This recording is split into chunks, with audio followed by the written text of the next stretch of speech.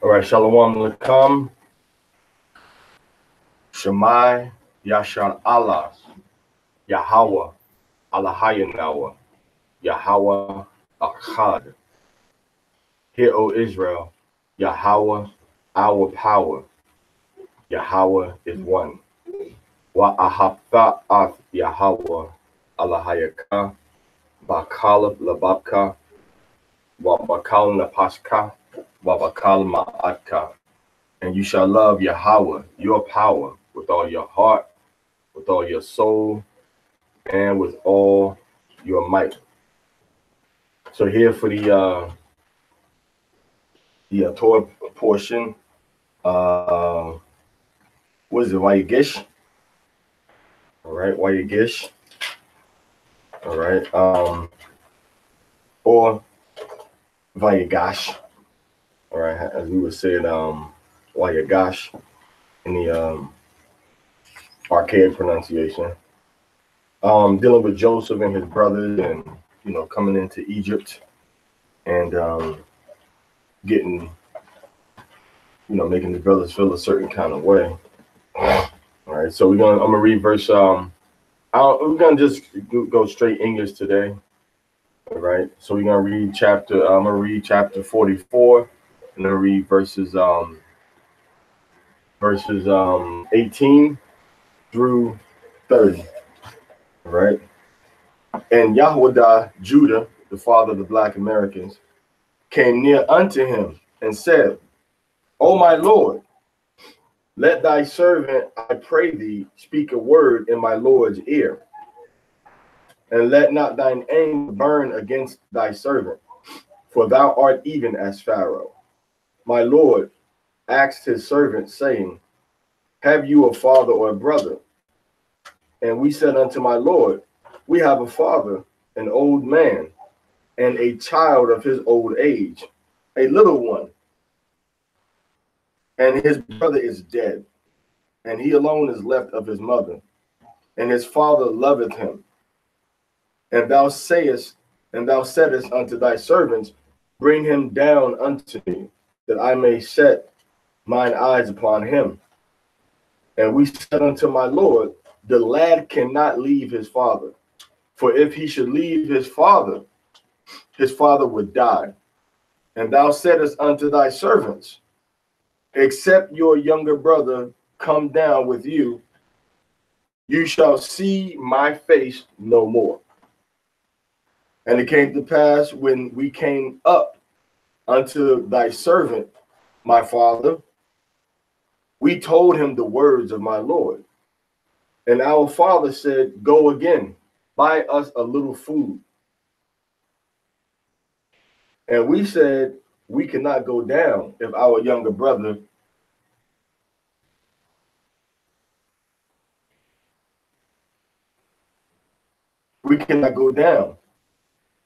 If our younger brother be with us, then we will go down. For we may not see the man's face, except our younger brother be with us. And thy servant, my father, said unto us, Ye know that my wife bore me 2 sons, and the one went out from me. And I said, Surely he is torn in pieces, and I have not seen him since.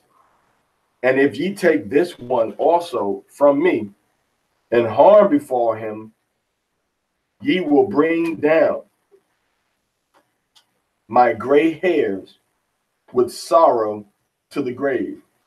Now therefore, when I come to thy servant, my father, and the lad is not with us, seeing that his soul is bound up with the lad's soul.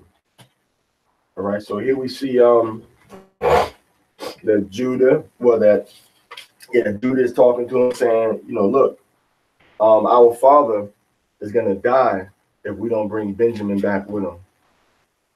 And we see a foreshadow of Pharaoh, because Pharaoh also told Moses, if if you don't do such and such, you won't see my face no more again. And we see Joseph making that same statement in verse 23. If you don't come back with the little with your, you're not gonna see my face again. I would say that in verse 23. If you don't come back with your brother, all right, Benjamin, you're not gonna see my face again. Meaning that you're not gonna get whatever you want. All right, you're not gonna get whatever you want. All right. So we understand the story. The words are pretty clear. All right, let me get the excuse me, the little yellow notebook from the other room over there. Get the little yellow notebook. So there's not a whole lot to bring out right now. Now remember, and I say this every time we teach the Torah on the last day of the week. You need to be trying to tune in during the week, because that's when we get a lot of the meat. All right, that's when we get a lot of the meat of what we're talking about, because we go into tremendous detail during the week and we break it down, we show shadows of Hamashiach inside the Torah Aliyah, and then we also show shadows of that red. You can't really see that red that clear. We also, you might just need to write it a little bigger, the water, and then we also show wisdom. Because remember, the whole premise we started out with is that Joseph is a shadow. Joseph is a shadow of wisdom. All right. So now they're trying to persuade Joseph. That shows us Proverbs 25 and 15. All right. Now the brothers came against their own brother. That's how they got in this situation. That shows us Psalms chapter 50, verse 16 through 23. And now Joseph has basically been treating them like he treated them, like they treated him, made him feel, to try to teach them a lesson. That's Proverbs 26, verse 4 through 5. And also we see that Joseph is now putting them in the same situation that they were in before, trying to make it so that, if they can pass through the same test, and it's the same thing that we had occur with Hamashiach, Yahweh, he had to go through the same things that we went through. And we see that in Hebrews chapter 4, verses 15 through 16. All right. And then to top it all off, we can go to Isaiah 59 and 2, Ecclesiasticus 7 and 13, Ecclesiasticus 20 and 25. Now, these speak about telling lies. And then we can go into the book of Luke, chapter 18, verse 1, dealing with the widow that kept asking the king to avenge her enemies. The king didn't do it, but then after a while, the king said, okay, I'm going to give you vengeance on your enemies. All right. I can move to the next portion.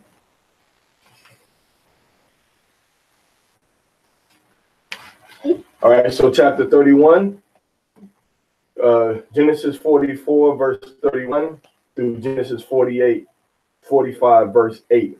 All right, well, so 44:31. I'm going to read that all the way to 45 and 7. 45 and 7. All right, then we're going to start at 9. Then we're going to start at 8. All right. Okay, so 31.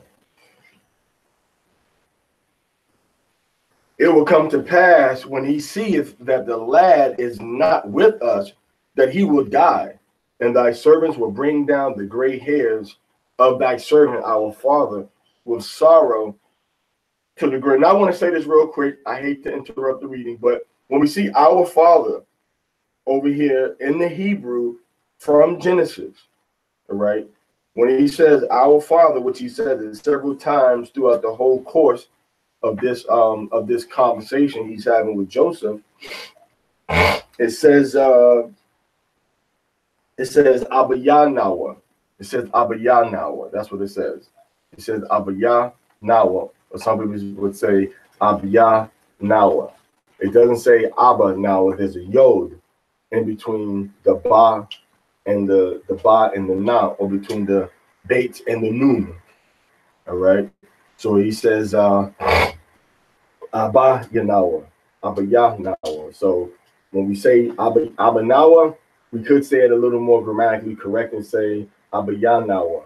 Okay, but I'm looking at the text. So a lot of people might try to argue and say, well, you don't put this after this. And when I'm looking at the text, and when we go into the Samaritan text, you know, which we can take a little quick 3-minute or 2-minute sidebar.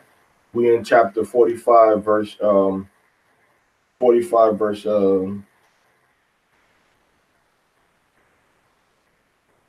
31. And we're going to look at the Samaritan text also to see what the Samaritan text says. All right. Now, again, I want to make it clear. I'm very, very amateur in the Hebrew.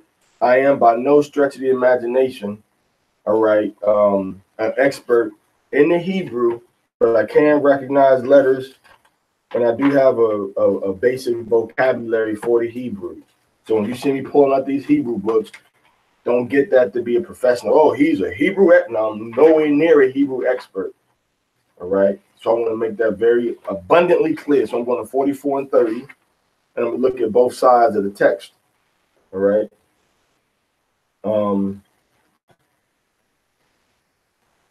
And it's the same in the looks like it's the same. What was that, 31, right? Mm-hmm. Yes, it's the same on both the ancient and the modern Hebrew. Abba Yanawa. And you need to get yourself one of these if you know, to see the different. This is the Masoretic text, okay? All right, from the 11th century, and this is the 11th century. Is it ACE, after the Common Era, or CE, the Common Era? All right, and this is the Samaritan text, which is from about 722 after 722 BC. All right, or before the Common Era that the Levites did when they were put back into the land of Samaria to teach them. And once again, it shows you the different Hebrews from the Samaritan text as well as the Masoretic text, so you can make the comparison for yourself. So don't just give all credit, praise, honor, and glory unto the Masoretic text just because of the Beit Din in the time of Maimonides concurred and said, oh, this is the text that we're going to use. All right. Because it's all political. It wasn't just based on knowledge. It was a political move that they made, and we see clearly that there's several contradictions between the Masoretic text and the Septuagint text, which was done 1,200 years, 1,300 years before, over 1,000 years before the Masoretic text was done. And then we have the Samaritan text that was done 1,700 years almost. Before, more than 1,700 years before the completion of the Masoretic text. So you can't put all confidence and glory into the Masoretic text like it's infallible. The Masoretic text is another translation that was not made, mind you, was not made from a temple copy. Mind you, now people, I've seen brothers very eloquently make arguments for pro-Masoretic and pro, you know, the Beit Din of Jerusalem voted in favor of using this text under the guidance of Rambam or Maimonides. All right, Maimonides. So, but the fact of the matter is that the Masoretic text was not a text that was made from a temple copy, from a Levitical. It was not even made during the time of the temple. The temple was destroyed by the Romans in 70 AD. In the time of the Samaritan text, as well as the Septuagint text, the temple was still standing, and it was done by certified, qualified priest Levites. We don't know the textual source of the Masoretic text. It definitely cannot be the temple copy, because they vary too much. They disagree too much with the older copies. Now, the older copies translated from Hebrew into Greek, called the Septuagint, because of the 70 Israelite men that translated the copy, as well as the Samaritan text, called the Samaritan text, because it was left in the Samaritan in the Samaritan province, you know, because the Israelites were taken out of there and were put into captivity in Assyria. And we came back and gave them a copy of the Torah. And we can read all of this. We can read all of this in the book of 1 Kings, chapter 17, all right, in chapter 16, 17, and 18. So this is not any type of mythological conjecture that we have to try to create in order to give validity to the Samaritan text. The Samaritan text tells, hey, this is what happened. All right. And we know that in 165, between about 165 before the Common Era, so-called BC, that the Maccabees took the original temple copy back from the Greeks, and they put it back into the temple. We can read that in the Maccabees also, and we can read from the historical account of Josephus that what was so important about that copy of the Torah text was that it was written with gold. It was written with gold, so the whole Torah scroll was written in gold letters. So that's the value of that particular piece of sacred literature that we had. So once again, this is all, you know, just to make the point that certain things we see consistent in the text with no variance, and we kind of go, it's easier to go with those things that have no variance in those three different texts. Okay, you understand what I'm saying? So if we see something that says, you know, 700 BC, this is what they translated it. This is how they wrote the letters. And then we see 250 BC. This is how they translated it. And then we come in from temple copies, mind you. And then we come into, you know, 1000s, all right, 1100s AD, and we see differences with this older two copies. We should go with the older two copies, not this new one that just came up. Because these two agreed, and there was like a 500-year span. And in most points, they agreed, although they were, you know, done separate times and separate places by separate people that were 500 years, about 500 years apart from each other. You understand what I'm saying? So now when we see it says, once again, Abiyanawa or Abiyanawa or Abiyanawa or Abiyanawa, when we see that in the Masoretic text and the Samaritan text, then we can go with that and say, yeah, this is gonna be a valid, you know, a valid grammatical distinction that we can make as opposed to Abanawa. Okay, so I just want to make that distinction real quick. Once again, I'm not any type of scholar or expert. I'm not doing nothing that you can't do yourself. You can go get this book, you know, you can go get this book, you know, Torah, you know, Jewish and Samaritan versions compared. The King James is based on this one, the Jewish, which is the Masoretic. The Samaritan, okay, is not part of the King James, so-called King James Bible. It's not part of the Torah. It's not part of the JPL. It's not part of the Masoretic text. This is Masoretic text. Okay, this is Masoretic text, which were scribes, and this is Levitical priest text, called Samaritan, because we deposited it in Samaria because we left them a copy, because we were ordered to do that by the king, by Shalmaneser, when we look at the history. All right, so that's what I want to bring out with that. So now we can go back into the text, okay? Now, we in chapter 44, and we in verse 32 now, okay? For my father became surety for thy servant became surety for the lad unto my father, saying, if I bring him not unto thee, then I will bear the blame to my father forever. Now therefore let thy servant, I pray thee, abide instead of the lad, a bondman to my Lord. And for now shall I, and for how shall I go up to my father if the lad be not with me?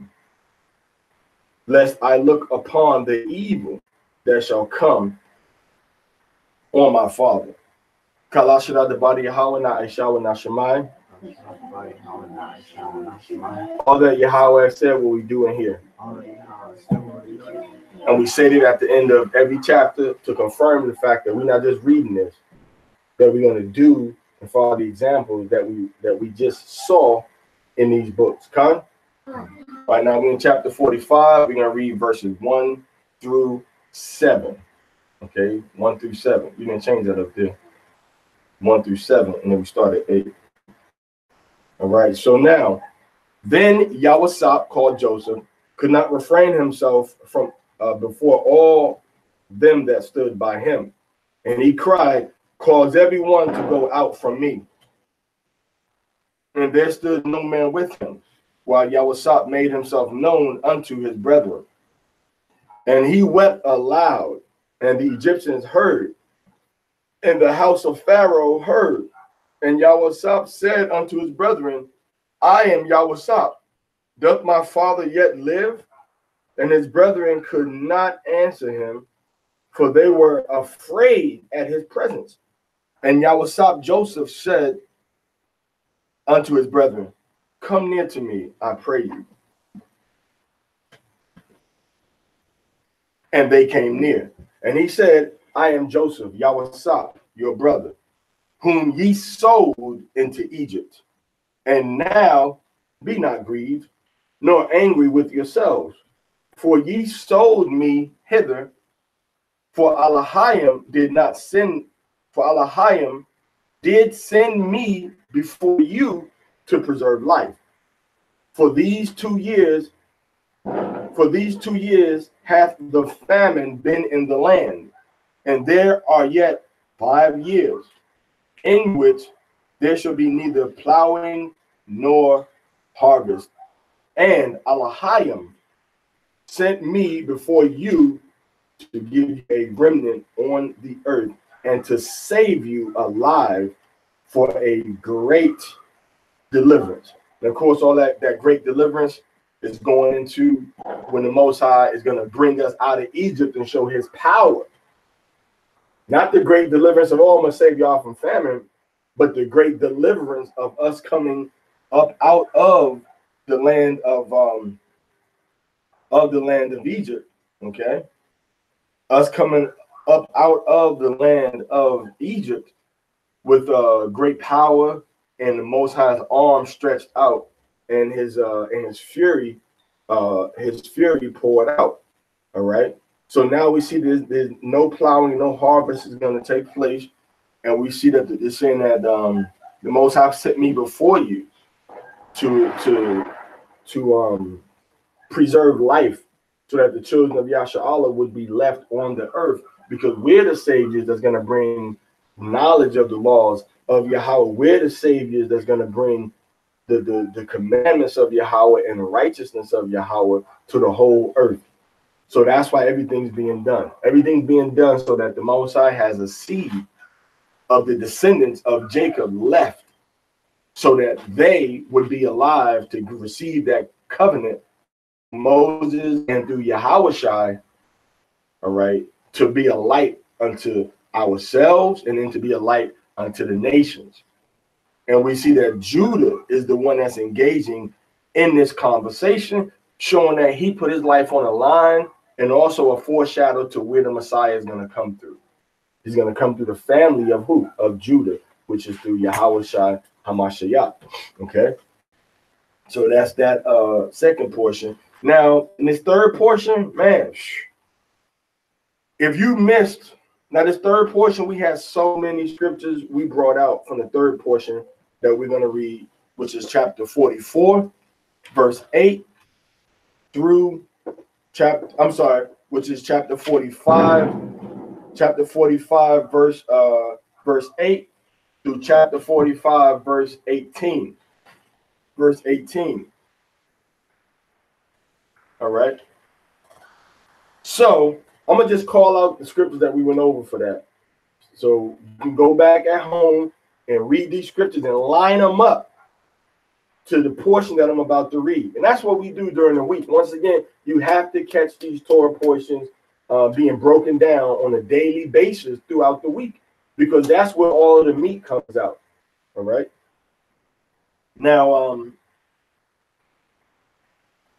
now we got Ecclesiastes chapter 8, verse 8 through 9, showing that Joseph was calm and productive in captivity, not evil. All right, but we're evil in our captivity, and we're not calm and productive. So he didn't deserve to be in captivity, and he was flowing, you know, in righteousness still. We deserve to be in captivity, and we flowing in wickedness. All right, you go to that, links up with Deuteronomy chapter 28, verse 15. We complain, but we're not productive. Joseph didn't complain, and he was productive. We deserve to be in captivity. Joseph didn't deserve to be in captivity. So we should definitely be reflecting Joseph, not sitting back complaining, feeling sorry for ourselves about being in captivity and who's this and the white man doing this and that. But understand that it's because of our own evil we came into captivity. And the Most High gave us our desert, our just deserts, what we deserved. Now it's up to us to learn that lesson, to move away from the works and the people and the programs of the devil, and to move back toward Elohim, Yahweh, in righteousness. Okay? Joseph walked in wisdom. We got to walk in wisdom. That's Colossians chapter 1, verse 28. Colossians chapter 4, verse 5. Wisdom of Solomon, chapter 7, verse 24 to 25. And Psalms chapter 16, verse 6 through 7. John chapter 19, verse 11 and 12. John chapter 14, verse 12. And then when we go back up to verse 6, we see a shadow also. Verse 20 links back up with Philippians chapter 3, verse 7 through 9. Matthew chapter 16, verse 25. And John chapter 10, verse 10. All right. So, yeah.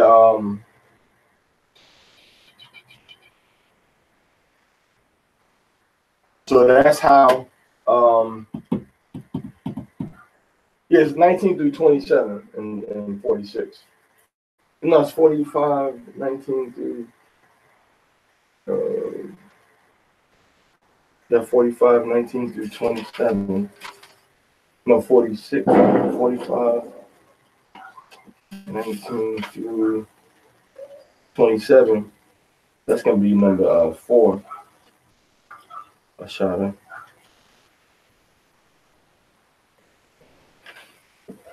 All right, so that's the third portion. I just gave you a preview of it. So now we're gonna go ahead and read the third portion. So we begin with verse 8 of chapter 45 to verse 27. Okay. Yeah. I don't know if there's any more. Actually, if you look in the other small, which one do you have?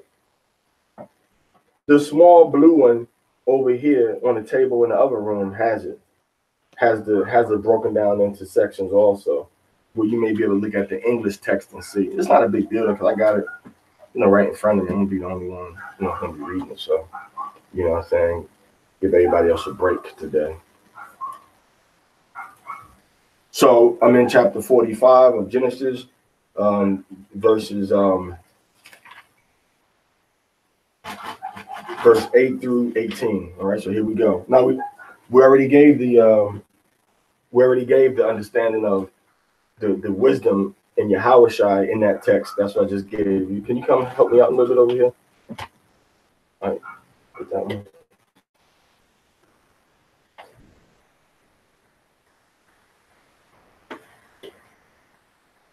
Okay, the water. All right, so verse 8, 45 and 8. So now it was not you that sent me hither, but Elohim, and he has made me a father to Pharaoh, and lord of all his house, and ruler over all the land of Egypt. Hasten ye, and go up to my father, and say unto him, Thus saith thy son Yahweh.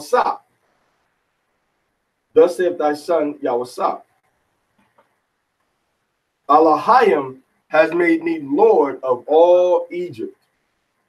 Come down unto me, tarry not, and thou shalt dwell in the land of Goshen, and thou shalt be near unto me, thou and thy children, and thy children's children, and thy flocks, and thy herds, and all that thou hast, and there will I sustain thee. For there are yet 5 years of famine, lest thou come to poverty, thou and thy household, and all that thou hast. And behold, your eyes see, and the eyes of my brother Benjamin, that it is my mouth that speaketh unto you. And ye shall tell my father of all my glory in Egypt, and of all that ye have seen. And ye shall hasten and bring down my father hither. And he fell upon his brother Benjamin's neck and wept. And Benjamin wept upon his neck. And he kissed all his brethren and wept upon them. And after that, his brethren talked with him. And the report thereof was heard in Pharaoh's house, saying, Joseph's brethren are come. And it pleased Pharaoh well, and his servants. And Pharaoh said unto Yahweh, say unto thy brethren, this do ye, lade your beasts, and go and get you unto the land of Canaan, and take your father and your households, and come unto me, and I will give you the good of the land of Egypt, and ye shall eat the fat of the land. So once again, we read the scriptures that we gave at the beginning, so you can see the understanding of what's going on here. All right. We see the humility, we see the mercy, we see in my father's house are many mansions. We see they inheriting the things that Joseph had built up. Joseph had to go before them to prepare a place for them. We see Yahweh in that. We see that Judah was willing to lose his life. All right. So he says now Benjamin is going to go back up with you because Judah was trying to make that sacrifice. So we see that if you seek to lose your life, you're going to gain it. If you seek to gain your life, you're going to lose it. That now you're going to have life and have life more abundantly through Yahweh. But first we had it through Joseph coming down into Egypt. Judah was willing to lose everything and to seek that salvation for his brother. So the scripture says that when you seek to lose everything, that's how you got to seek the kingdom, and that's how you find Yahweh, meaning that's how you find your salvation, when nothing else matters to you except for working righteousness and getting repentance toward the Most High. All right. Now Judah was being truthful and honest. Now Joseph is being truthful, all right, and honest and merciful toward his brother. Judah showed mercy toward his brother Benjamin, and Joseph is showing mercy toward Judah. That's what he planted. That's what he's reaping. That goes into Proverbs chapter 16, verses 6 and 7, dealing with mercy and truth is what purges iniquity, cause the Most High to have favor with you, and it causes man to have favor with you. So if you live in your life in a merciful and a truthful way, you're always going to have favor from the Most High. And your iniquity is always going to be going far and far and far and get removed out of your system. So, but it's that vengeance, all right, and it's that spirit of lies and deception and deceit that's plaguing our people, with them still being able to be controlled by their iniquities. You have to be merciful. You have to be truthful. All right. Now, as we move into the fourth Aliyah, the fourth Torah portion, okay, which is chapter 45, verse 19, through chapter 45, verse 27. All right. Chapter 45, verse 27. And then we start at 28 for the fifth one, Ashada. Then we start at 28 for the fifth one. All right. The blue book, does it have it in it? Just looking at it yet to see? I think it does have it in there. Look at 45 and 19. Now, so Joseph was verse 19 through 21. We see Acts chapter 7, verse 9 and 10. How Joseph was sold then Joseph was delivered, but it was all through the workings of wisdom. Then we go on to 1 Chronicles chapter 5, verse 2, where it tells us how Joseph, okay, Judah stepped up, was willing to sacrifice himself, and through Joseph, we were saved, which is why both of them, out of the order of birth, were elevated and pushed forward by Jacob and by Yahweh to receive such high offices in Israel. The inheritance went to Joseph because he got a double portion like the firstborn. But the rulership went to Judah because he prevailed above his brethren. He was more merciful. He was more willing to sacrifice himself for the sins of his people because they thought that Benjamin really committed this theft. And he said, sacrifice me instead. I'll be the sacrifice. I'll take the blame for that sin. So that's very, very beautiful foreshadowing of why so-called Black Americans were put in a position that they were put in America as well as in ancient Israel. Right now, we also see very important, the 300 pieces of silver that he's going to give Benjamin is actually going into the 10 men that were operating without wisdom.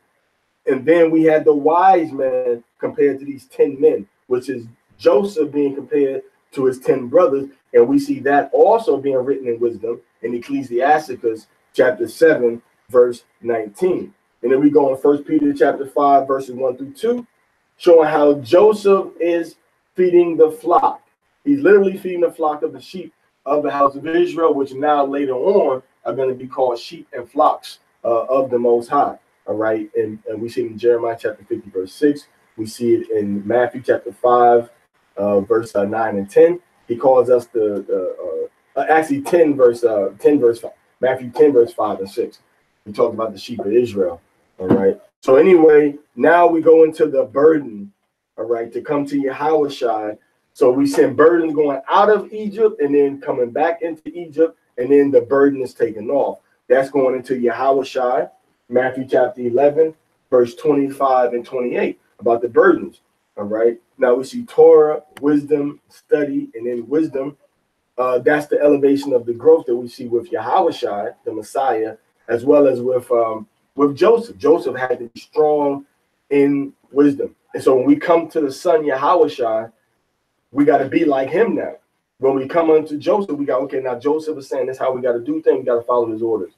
When we come to Yahushua, the same way, we got to follow his example, which was study, wisdom, which was Torah. Then he got wisdom. Then he studied more, and he got wisdom, and he understood the Torah even more. So now that goes into Luke chapter 2, verse 40, verse 42, and verse 52. Now we have the mental resurrection that happens in verse 26 and 27. The mental resurrection and the emotional resurrection of our father Yaakov, Yasharallah, Jacob, Israel, once he realizes that his favorite son is still alive, which goes into his mourning being turned into joy. And the angels rejoice when we go from death to life, when we repent. That goes into Luke chapter 15, verse 11, as well as there was a verse from Isaiah that we brought out also that I don't see right here. All right, so now we're going to read those verses 19 through 27. All right. Now, the church say amen. Everybody like, nah, we straight. All right, so verse 19. All right, hallelujah. Now we're on point. We're on the same page now. And it says, now thou art commanded, this shall ye do.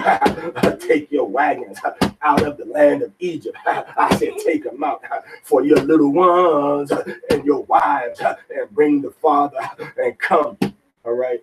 And regard not your stuff, for the good things of all the land of Egypt are yours.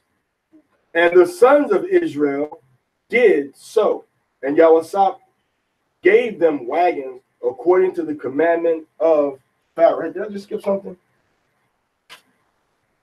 Households. I think I'm in the 19. Okay, I'm in the right place. Verse 21. Genesis 45:21. And the sons of Yasharallah did so. And Yahweh gave them wagons according to the commandment of Pharaoh, and gave them provision for each way, for the way. To all of them he gave each man changes of raiment, but to Benjamin he gave 300 shekels of silver and 5 changes of raiment. And to his father he sent in like manner 10 asses laden with the good things of Egypt, and 10 she asses laden with grain and bread and victuals for his father by the way. So he sent his brethren away, and they departed. And he said unto them, see that ye fall not out by the way. Stay on course. And they went up out of Egypt and came into the land of Canaan, unto Yaakov, Jacob their father. And they told him, saying, Yahweh, Joseph is still alive, and he is ruler over all the land of Egypt. And his heart fainted, for he believed them not. And they told him all the words of Yahweh, which he had said unto them.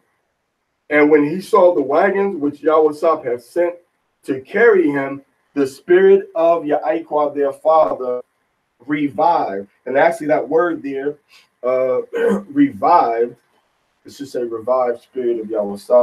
That word there actually, it says watakaya, and live, and alive. All right. So his spirit livened. All right. Spirit of Yahweh, the spirit of Joseph.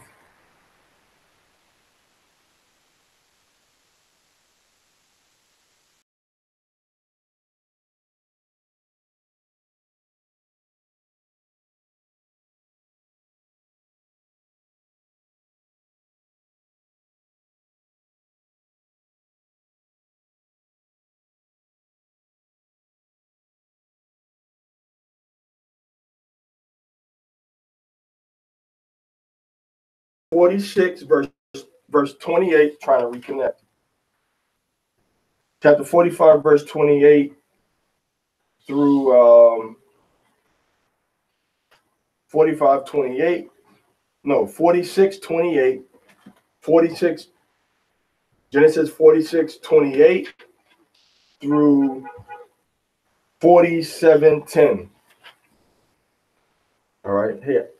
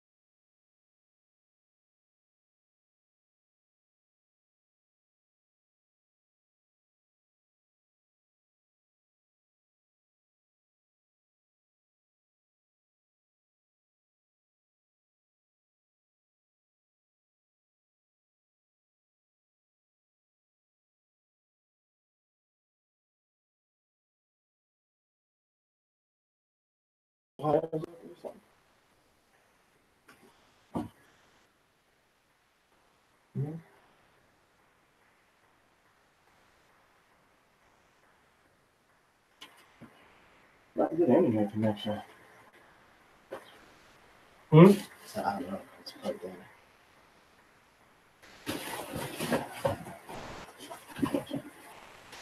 Everything's still good.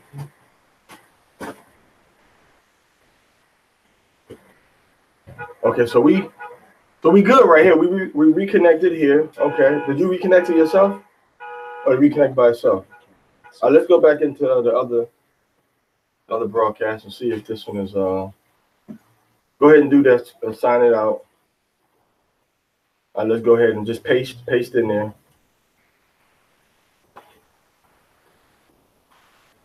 And then put space, and then put PT2. hit live.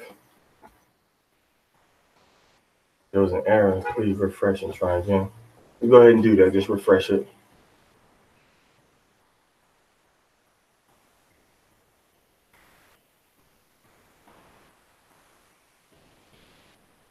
Let's go ahead and just do live first.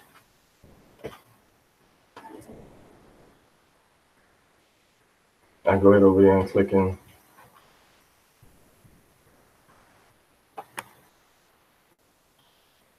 Space PT2.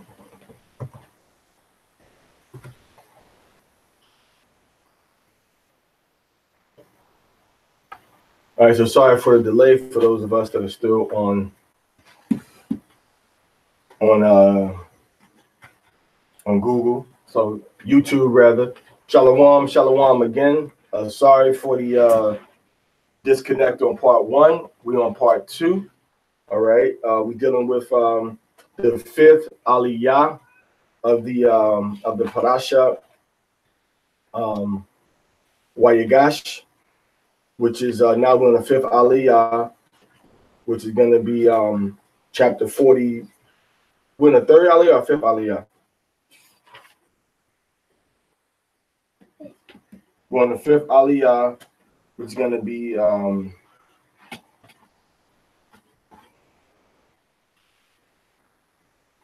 let's see.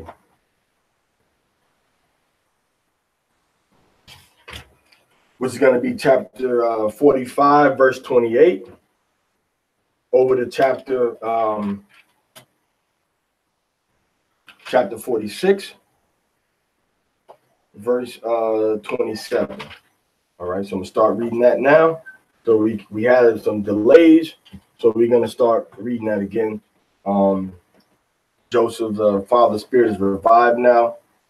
So you're going into the Chamyashia, the 5th. We're going into Aliyah Chamyashia, the 5th Aliyah, Genesis chapter 45, verse 28. And Israel, Yashar Allah said, "It is enough. Yawasat, my son, is yet alive. I will go and see him before I die. Kala Shadab Debar Yahweh, Na Ishawa Na Shemai." All that Yahweh said, what we doing here. All right, chapter 46, verse 1. And Yashar Allah took his journey and all that he had, and came to Beersheba, and offered sacrifices unto the Elohim of his father Yatzak Isaac. And Elohim spoke unto Yashar Allah in the visions of the night, and said, Ya'aikwab, Ya'aikwab. And he said, Here am I. And he said, I am Allah, the Elohim of thy father. Fear not to go down into Egypt, for I will there make of thee a great nation. And I will go down with thee into Matazadium, and I will be sure, and I will also surely bring thee up again. And Yahweh shall put his hand upon thine eyes. And Ya'aikwab rose up from Beersheba, and the sons of Yashar Allah carried Ya'aikwab their father, and their little ones, and their wives, in the wagons which Pharaoh had sent to him to carry, and their wives and the wagon which Pharaoh had sent to carry him. Yeah, she kind of threw me off a little bit. And they took their cattle and their goods, which they had gotten in the land of Canaan, and came into Matazadium, Egypt. Ya'aikwab, Jacob, and all his sons with him. His sons and his sons' sons with him. His daughters and his sons' daughters, and all his seed he brought with him into Matazadium, Egypt. And these are the names of the children of Yashar Allah, which came into Matazadium, Egypt. Jacob and his sons were Aoban, Jacob's firstborn, and the sons of the Aoban, Reuben, Hanok, and Palu, and Hezron, and Carmi. And the sons of Simeon, Jemuel, and Jamin, and Ohad, and Jakin, and Zohar, and Shaul, the son of the Canaanitish woman. And the sons of Levi, Gershon, Kohath, and Merari. And the sons of Judah, Er and Onan and Shelah and Perez and Zerah. But Er and Onan died in the land of Canaan. And the sons of Perez were Hezron and Hamul. And the sons of Issachar, Tola and Pavu, and Eob and Shimron. And the sons of Zebulun, Sered and Elon and Jalil. These are the sons of Leah, whom she bore unto Yaakov in Padan Aram, with his daughter Dinah. All the souls of the sons of his sons and his daughters were 33. And the sons of Gad, Ziphion and Haggai, Shuni and Esbon and Edi and Arodi and Areli. And the sons of Asher, Imnah and Ishva and Ishvi and Beriah and Serah their sister. And the sons of Beriah, Haber and Malkiel. These are the sons of Zilpah, whom Laban gave to Leah his daughter. And these she bore to Yaakov, even 16 souls. The sons of Rachel, Yaakov's wife, Joseph and Benjamin. And unto Joseph in the land of Egypt were born Manasseh and Ephraim, whom Asenath, the daughter of Potipharah, priest of On, bore unto him. And the sons of Benjamin, Bela and Becher and Ashbel, Gerah and Naaman, Ehi and Rosh, Mupim and Hupim and Ard. These are the sons of Rachel, Rachel, who were born unto Yaakov.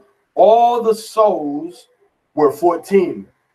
And the sons of Dan, Hushim, and the sons of Naphtali, Jazil, and Guni, and Jezed, and Shelim.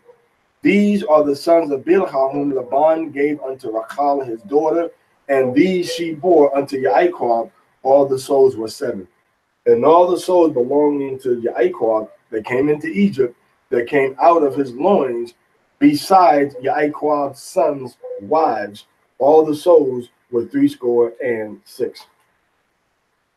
And the sons of Yahusap, who were born of him in Matazarium, were 2 souls. All the souls of the house of Yaakov that came into Matazarium, Egypt, were 10, which gives us 70. All right, so now just a quick review of these tribes. All right, so now the Most High said that he's going to bring us up and make us a great nation from there. But remember, he told Abraham he was going to do it in the 4th generation, because the Amorites had to get wickedness. And then once their wickedness reached a full, then the Most High was going to come in and bring that judgment on them and destroy the Amorites and put Yasha Allah back into that land. Okay, so when he's destroying them, okay, and letting their wickedness get to a fullness, rather, letting their wickedness grow, he told Abraham that in the 4th generation, that we were going to come up out of the land of Egypt, Matazarium. Okay, the 4th generation. Okay, so now that generation going into from Levi, then Levi had Kohath, then Kohath had Amram, and then Amram had who? Who's Amram's son? Moses, which was the baby boy. Then the second born of the children was Aaron, and then the firstborn of the children was Miriam. But Aaron, Moses, and then Miriam is how we see it listed in 1 Chronicles, I believe, chapter 5. All right. So nonetheless, now we have these different tribes. So we got to come into Egypt, and then we're going to come out as a great nation. All right. But first we got to go through what? We got to go through that hell.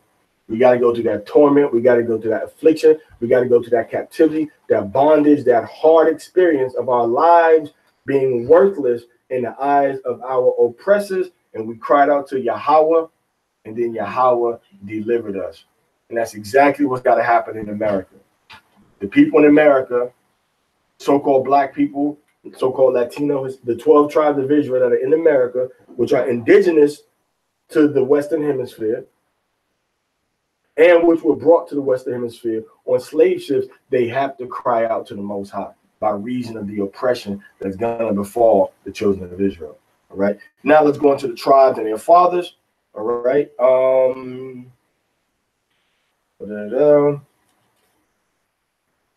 So we start with children of Israel. Reuben is the indigenous peoples down in the area of Florida. Okay. Levi, those are the people that are in Haiti today. Judah, those are the people that are considered to be came to America on slave ships. All right. Issachar, those are the people that are primarily in Mexico, generally speaking. Zebulon are the people that are in Central America, beginning with the Mayas all the way down to the Cuni in Panama. All right, but not just the Mayans. And then Gad is the so-called North American Indians, with a remnant being sprinkled throughout the Igbo and Western Africa. Asher, those are going to be the nations. All of the nations have tribes of Asher in South America, except for Argentina and Chile, which are Naphtali. All right. And then we have Benjamin, which is the West Indian Islands peoples. All right. From Bermuda down to Bahama, Jamaica, Turks and Caicos, all the way down into the all the way over into Barbados, which is the most eastern island of the Caribbean islands. Okay, so that's going to be Benjamin. And then we have Joseph, which is Puerto Rico and Cubans. So Manasseh from Joseph is going to be the Cubans, and then Ephraim from Joseph is going to be the Puerto Ricans. So we can call them Puerto Ricanos, right? So now we have we have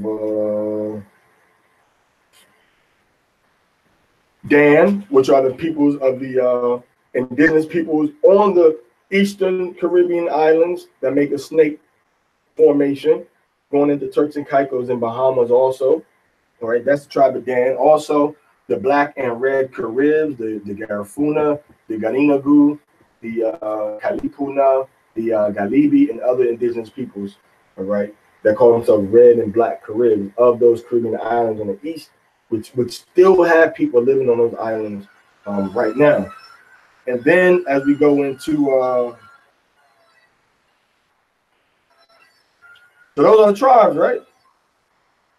Naphtali is going to be the indigenous people and the black people that came into Argentina and Chile. Got all of them? Anybody say anything we missed? All right. So that's the fifth Torah portion. Now we're moving to the sixth Torah portion, which is going to be Genesis chapter 46, verse 28 through Genesis chapter 47, verse 10. So now we must preface this by saying and explaining the time period that we're in. All right. The time period that we're in when we came into Egypt is about 1630.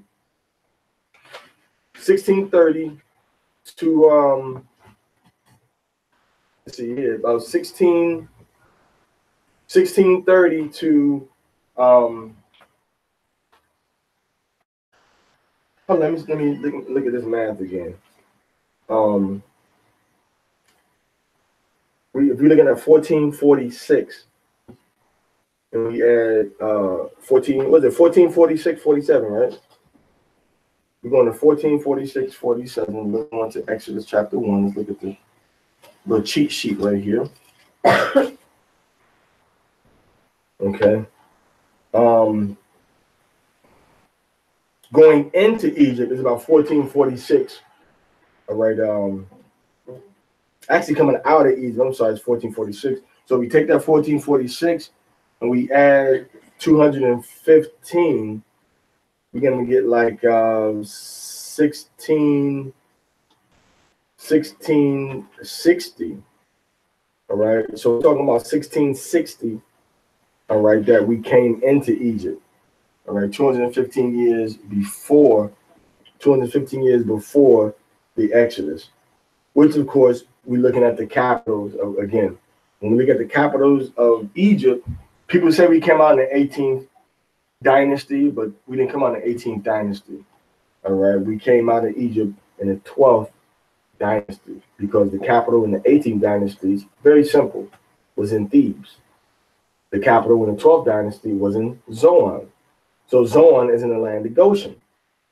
So Moses and Aaron going back and forth on regular basis to Zoan and to the land of Goshen, which is in the land of Goshen.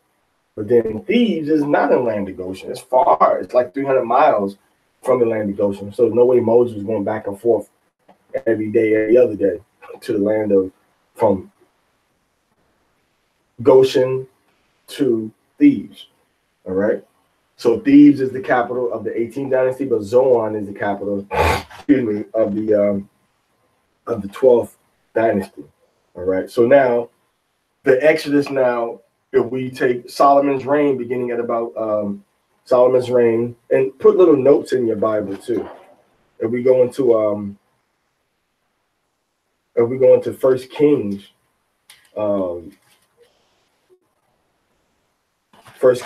chapter 6, we see that Solomon's reign started at about 990. Solomon's reign actually started at about 971, 970. 971, 970. And we're told that Solomon began his reign on the 480th year after we came out of the land of Egypt, which would put us coming out of the land of Egypt at approximately 1447, 1446. All right. Now, if we take that 1447, 1446, and we add about 215 years. All right. What we're gonna get is we're gonna get a 1663. All right. 1663, if I'm not mistaken. All right. 1661. All right. 1661 and 1661 was it 1662, 1661, which would be the time that we're living in now. The time that we're looking at right now when we came into Egypt. Because I remember, once again, you have to go, when you look at the Septuagint, okay? When you look at the Septuagint, and when we look at what Paul says in the book of Galatians chapter 3, verse 16 and 17, that us coming out of Egypt, and between us coming out of Egypt and between Moses, our father Abraham, getting the promise from Yahweh about the seed was a 430-year period. But when we read in the Masoretic text, it says it was 430 years of us being in Egypt in captivity. But when we go into the Samaritan text, which is a temple copy, and when we go into the Septuagint text, which is a temple copy, it says that the sojourning of the children of Israel, and their fathers in the land of Egypt and in the land of Canaan. And the land of Canaan was a total of 430 years. All right, so here it is. If you can, I don't know if you can see that right there, but there it is right there. You want to pause it and read it for yourself. All right, now read it in the English, or not the English, but in the Hebrew, the Masoretic text. Okay, it says wa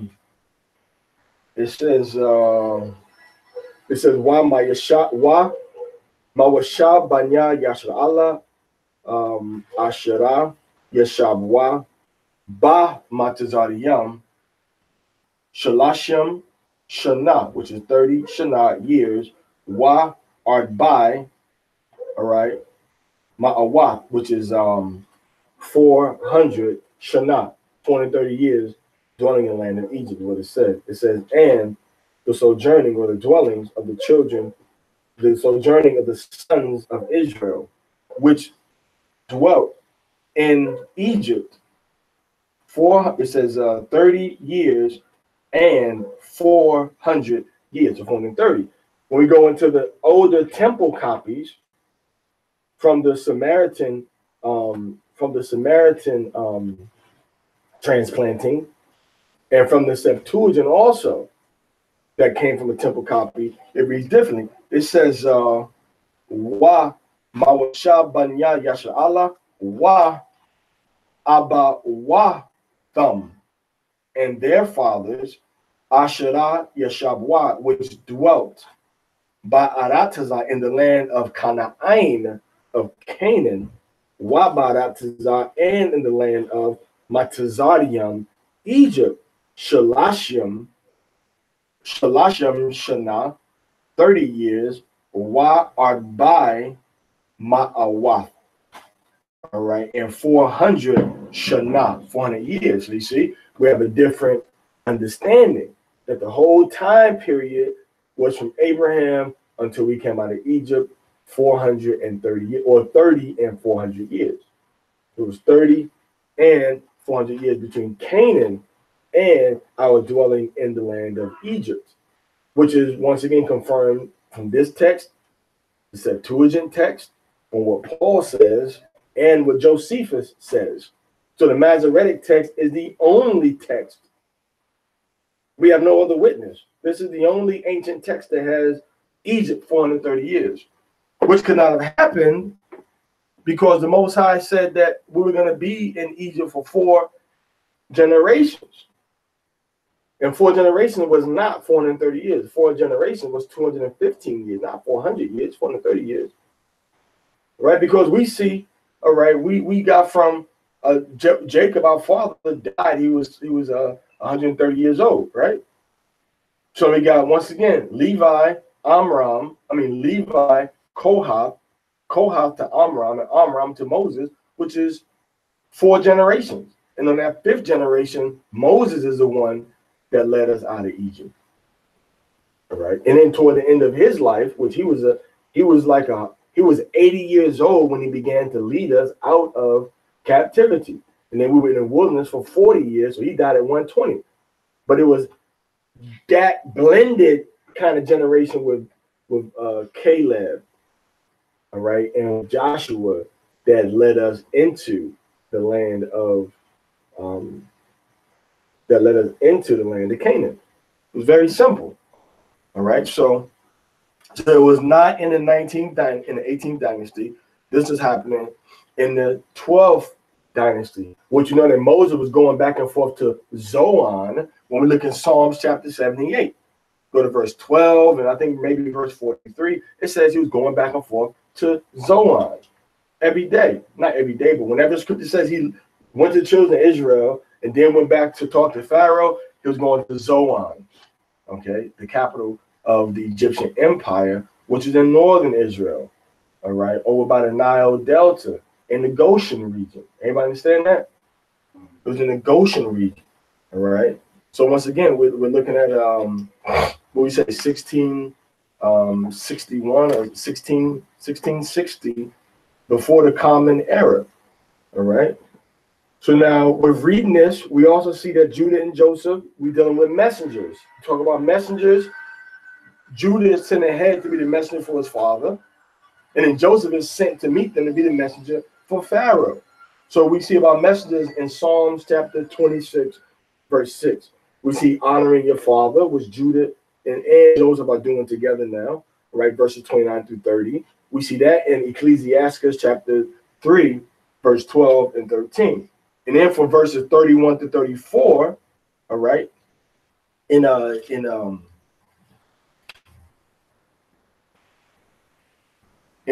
chapter 46, all right, of Genesis, we see going back to Exodus 8 and 26, all right, Exodus 8 and 26, all right, dealing with Moses and the Egyptians and the sacrifices, all right, and why they were called the shepherds, because the Egyptians worship these animals that we just were shepherds over to eat, and we get milk from them and take their wool and So they esteemed these animals as holy animals, and they sort of dealt with them a different way. You know what I'm saying? So that's why the shepherds were called abomination to the Egyptians. And Moses said, "You want us to sacrifice the abomination, meaning the gods of Egypt, under their nose." All right. So then when we go to verses 1 through 10, we can see Ecclesiasticus chapter 10, verse 25 through 28. These are all great men. Pharaoh's a great man, but he's not greater than the man that fears Yahweh. All right, then we go into Ezekiel chapter 34, verse 23 to 25, that King David, through Judah's sacrifice, is going to lead us again from out of our captivity back into our ancient homeland. He's going to be our king. He's going to be our prince, our leader, our head as the servant of the Most High in the wilderness. All right, then we go into Proverbs chapter 22, verse 3, and Jeremiah chapter 50.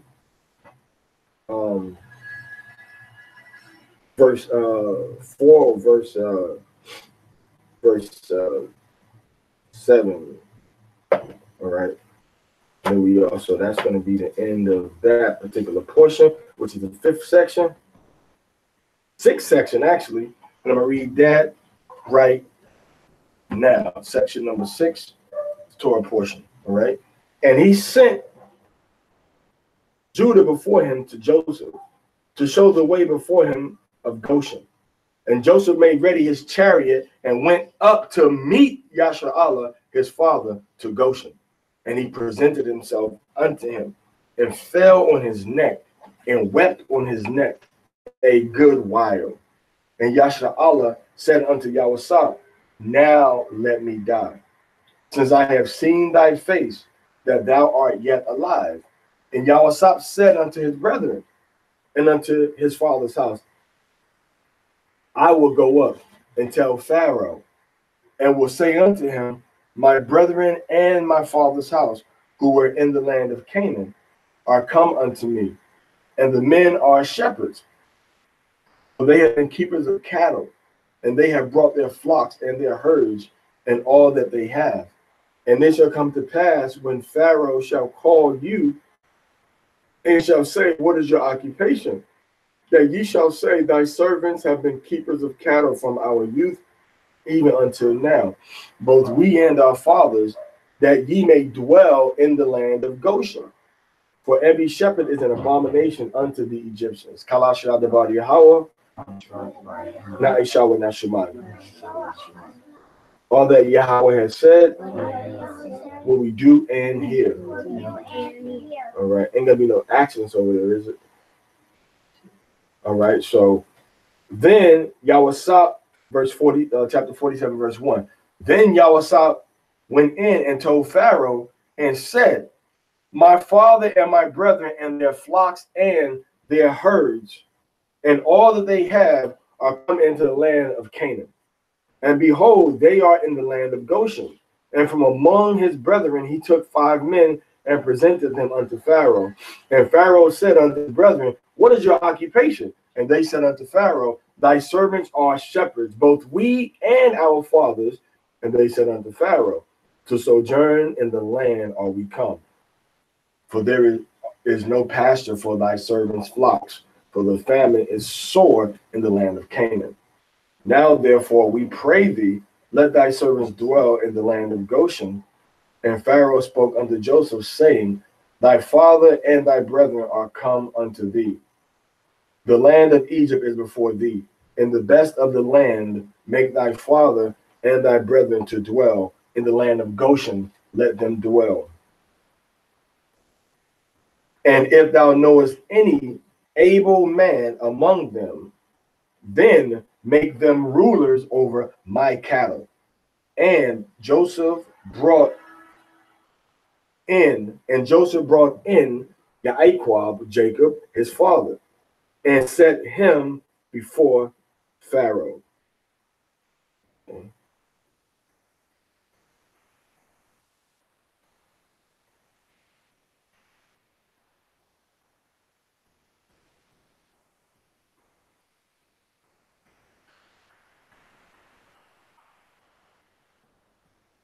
And Yaquab blessed Pharaoh, and Pharaoh said unto Yaquab, how many are the days of the years of thy life? And Jacob said unto Pharaoh, the days of the years of my sojournings are 130 years. Few and evil have been the days of the years of my life, and they have not attained unto the days of the years of the life of my fathers in the days of their sojournings. And Yahweh blessed Pharaoh and went out from the presence of Pharaoh. And Yahweh placed his father and his brethren and gave them a possession in the land of Egypt, in the best of the land, in the land of Ramesses, as Pharaoh had commanded. And Yahweh sustained his father and his brethren and all his father's household with bread, according to the wants of their little ones. And there was no bread in all the land, for the famine was very sore. Oh, sorry, went over. So I'm going into the seventh portion now. So that's the sixth portion we just read, and we already gave the summary for it. Okay, gave the summary for it. So now we're going to do the seventh portion. All right, so we gave the summary for it. Before we read it, we gave the preview for it. How about that? We gave the review of it before we read it. All right. So now I'm in chapter 47. And of course, I'm in Mexico. Chapter 47. And we're going to start with verse 13. And there was no bread in all the land, for the famine was very sore, so that the land of Egypt and the land of Canaan languished by reason of the famine. And Yahweh gathered up all the money that was found in the land of Egypt and in the land of Canaan for the corn which they bought. And Yahweh brought the money unto Pharaoh's house. And when the money was all spent in the land of Egypt and in the land of Canaan, all the Egyptians came unto Yahweh and said, give us bread, for why should we die in thy presence? For our money faileth. And Yahweh said, give your cattle, and I will give you bread for your cattle, if money fail. And they brought their cattle unto Yahweh. And Yahweh gave them bread in exchange for the horses and for the flocks and for the herds and for the asses. And he fed them with bread in exchange for all their cattle for that year. And when that year was ended, and there came unto him the second year, and said unto him, we will not hide from my Lord how that our money is all spent, and the herds of cattle are my Lord's. There is naught left in the sight of my Lord but our bodies and our lands. Therefore, wherefore should we die before thine eyes, both we and our land? Buy us and our land for bread, and we and our land will be bondmen unto Pharaoh, and give us seed, that we may live and not die, and that the land be not desolate. So Yahweh brought all the land of Egypt for Pharaoh, for the Egyptians sold every man his field, because the famine was very sore upon them, and the land became Pharaoh's. And as for the people, he removed them city by city, from one end of the border of Egypt even to the other thereof. Only the land of the priest bought he not. And the priests had a portion from Pharaoh, and did eat their portion which Pharaoh gave them. Wherefore they sold not their land. Then Yahweh said unto the people, behold, I have bought you this day and your land from Pharaoh. Lo, here is seed for you, and you shall sow the land. And it shall come to pass at the ingathering that ye shall give a fifth, 20%, unto Pharaoh, and 4 parts shall be your own, 80%, for seed of the field, and for your food, and for them of your households, and for food for your little ones.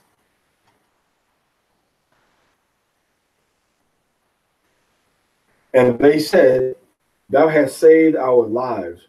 Let us find favor in the sight of my Lord, and we will be Pharaoh's bondmen.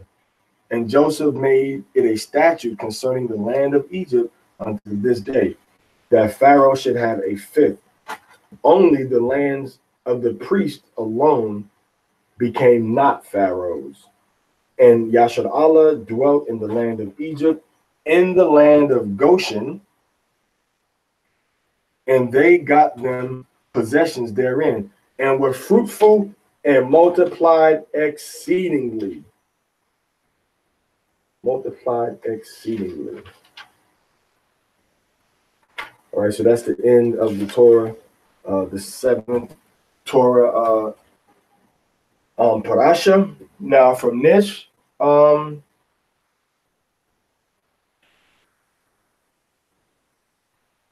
the famine is getting very bad, and people are starting to sell themselves. So that kind of goes into Psalms, Proverbs. That goes into Proverbs chapter 27, verse 23. Okay, where it says that money is going to fail, and the position that you have in society is not going to be enough to get you food, but it's going to be your natural resources that you have. Like you see what happened with Joseph, that's going to be able to sustain you. So don't put your confidence in money.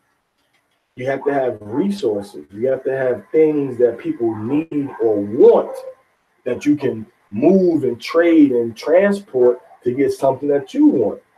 So silver and gold will fail. So it's good to have silver, it's good to have gold, but understand that those things are going to fail. Silver and gold are going to fail. South America, Central America, North America, India, Africa, society is going to collapse worldwide. And Yahweh is showing us this with the story of Joseph, Yahweh. He's showing us that society is going to fail and your money ain't going to be no good. So once your money is no good and there's no more Facebook to argue or fuss about, there's no more social media, it's just you and your children, your sons, your daughters, your wives, your mother, your father, it's just y'all. And whoever's around you, what you going to do then? What you going to do then? This is what Joseph is saying. Joseph had a place prepared for his family to come to. The Most High gave him a vision and a dream saying, look, society's going to collapse. There's going to be a famine. Y'all need to get prepared. So the Most High gave Joseph a vision based on the dream that came through the Gentiles' example, the dream that the Gentile had from Yahweh to look, you have to take this land, produce it, super produce it, store that food. And then when you store that food, when your family comes down, now put them into the good land. Keep them together. Keep your family together. Israel wasn't in the midst of Egypt, just, everywhere in the whole land, just chilling. They were focused and centered on Goshen for 215 years. They were focused on the land of Goshen. We see that all throughout the book of Genesis. And once again, Zoan was the capital of the Egyptian 12th dynasty, which makes it possible for Moses to go back and forth through the land of Goshen, because Zoan is in the land of Goshen almost on a daily basis. When we use the 18th century, dating, we're not in Goshen no more. We're not in Zoan no more. We in Thebes now, which is too far for Moses to be walking back and forth every day. So we're focused on the land of Goshen. So when we look at the land of Goshen, we see that Joseph is one prepared place for his people, a safe place. Number two, he's making provisions for the land, making provisions to be able to sustain ourselves. All right. And in that very last verse, we see that we were getting possessions and we were fruitful and we multiplied. We kept our families going. The family units are growing together through the 12 tribes of Israel. But some of you brothers got healthy wives. but don't have no children. What you afraid of? Some of these brothers, they are using all kind of birth controls and prophylactics and condoms and pills and day after pills. You don't have children. You're scared to have children. But you ain't scared to spend your money on shoes, on rent, all right, on transportation, on food, but you're afraid to have children. You see? So in Egypt, we multiplied, man. We multiplied in Egypt. And if you brothers got a wife that can't have babies, we see the example in the Bible, man. What happened when a woman couldn't have babies? We see two things happening. Either the Most High opened that woman's womb, or the man went out and got another wife, or both happened. So you brothers that can't have children because your wife got her tubes tied, or she may have PCOS, right? What's there's cures for that? You got to get another wife and you should have children, man. This is the example we see our fathers doing. See, everybody want to talk about the Bible, but you don't want to live it. You understand what I'm saying, Amaria? That's the problem. People want to talk about the Bible, blah, blah, blah. Or the Bible say this and blah, blah, blah. The Bible say that. But then when it's time for you to live the Bible, now what you doing? You want to sit and argue about something, but you ain't following the examples that we see inside the Bible. Store your food up, save your food. Where are you going to go when society really starts to fall? All right, when you go into the book of Proverbs, chapter 27, this is one of my favorite Bible verses in the book. I know y'all hear me saying that a lot. So Proverbs chapter 27, verse 23. I'm going to read that. Proverbs 27:23. Be thou diligent to know the state of thy flocks. See that? Joseph is diligent over their flocks. We see flocks all throughout this proverb. We brought our animals down into Egypt. We see Pharaoh saying, hey, one of your brothers can look after my animals. All right? One of your brothers can look after my animals. We see the people in Egypt saying, hey, we'll sell you our animals. So let's see what the Bible is, and we see what? Money is failing, right? The economy is gone. So it's no longer a metal or cash-based society. It's not based on precious metals. It's not based on paper anymore. It's based on what? It's based on actual, what's the word I'm looking for? It's a C word. Commodity, very good. It's a commodity. Commodity is something that you can take in your hand and you can give it to somebody and they can use it. They can use it for something. It's gold. It's silver. All right. It's metal. It's grain. It's cattle. It's pork bellies, and we as Israel don't deal with pork bellies. They use that for all kinds of stuff.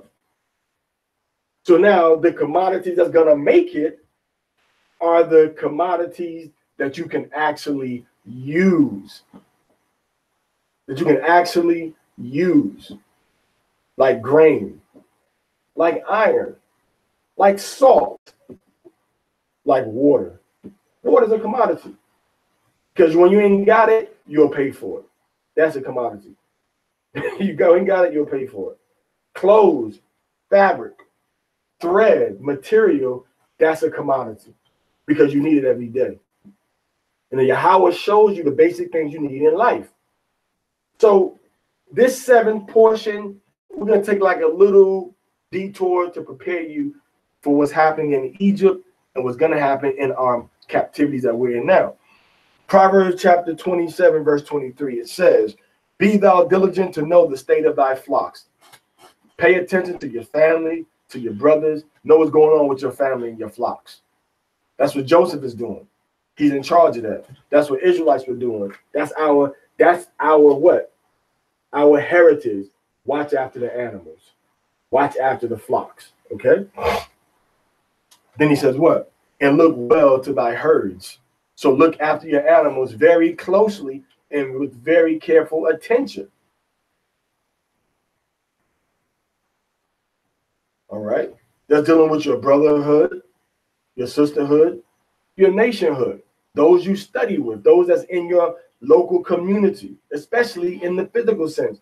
Yeah, we know we got long distance reaches to all over the world by the internet. But now when the internet fails, how am I going to deal with the brother that's over in Iraq? I can't deal with him when the internet fails if I'm over here. So he got to prepare for what he's doing. And Satan has caused everybody to be illusioned into building a false cyber Israelite community. But when the camera goes off and the electricity goes out, you stuck there by yourself with nobody to talk to, nobody to help you, nobody to learn from, nobody to walk with you, and nobody to help you move forward to preserve yourself and your family. So you got to be prepared. That's what Joseph is teaching us. All right. So now it says what? Proverbs 27, verse 24. For riches are not forever. Ain't that what I said? Money is not going to last you forever. And does the crown endure to every generation? Meaning, does the position that Pharaoh had benefit him now? No. He had to get a slave from the dungeon to save him. So that crown didn't mean nothing at the end of the day, Ali Yashan.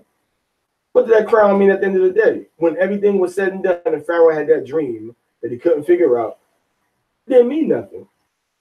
So what had to happen? Yahweh had to let an Israelite, Joseph, the father of the Puerto Ricans and the Cubans, let him know this is what the dream means.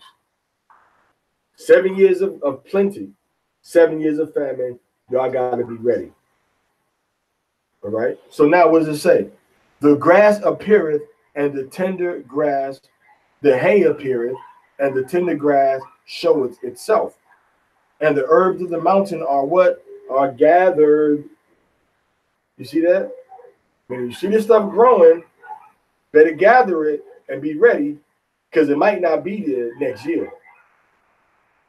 So always be prepared for that famine. So we see in the children of Israel in the sixth year rather, Yahweh gave us harvest for how many years? For 3 years.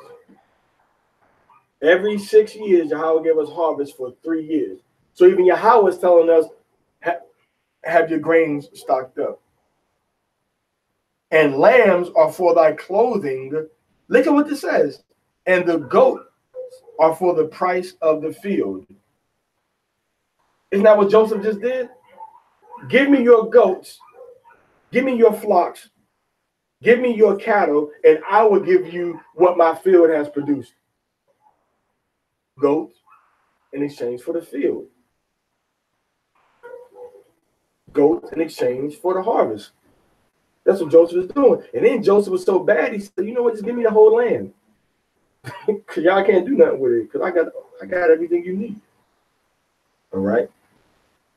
And thou shalt have goat's milk enough for thy food. I mean, if you follow this pattern, if you do this, you're going to have the milk to be able to eat with, drink with, and use the goat to eat that too. But the goat needs to have water and it needs to have the grain. So you have to be focused on having a physical resource to grow with, to preserve. You dry your meats. You can put goat in the smokehouse. It'll last for years, right? If you take the codfish and put it in salt, which the children of Ephraim called bacalao, Benjamin called it saltfish. That fish lasts for years. I bought saltfish. This stuff lasts like almost a year. You don't got to refrigerate it, nothing. You just keep it there, and then all you got to do is boil the salt out when you're ready to eat it. Salt comes out. All right, you boil it, and salt comes out. You can soak it. Salt comes out. All right, and then you can eat it. And if it's smoked fish, that's even better. Smoked fish, smoked lamb, smoked beef. All right, smoked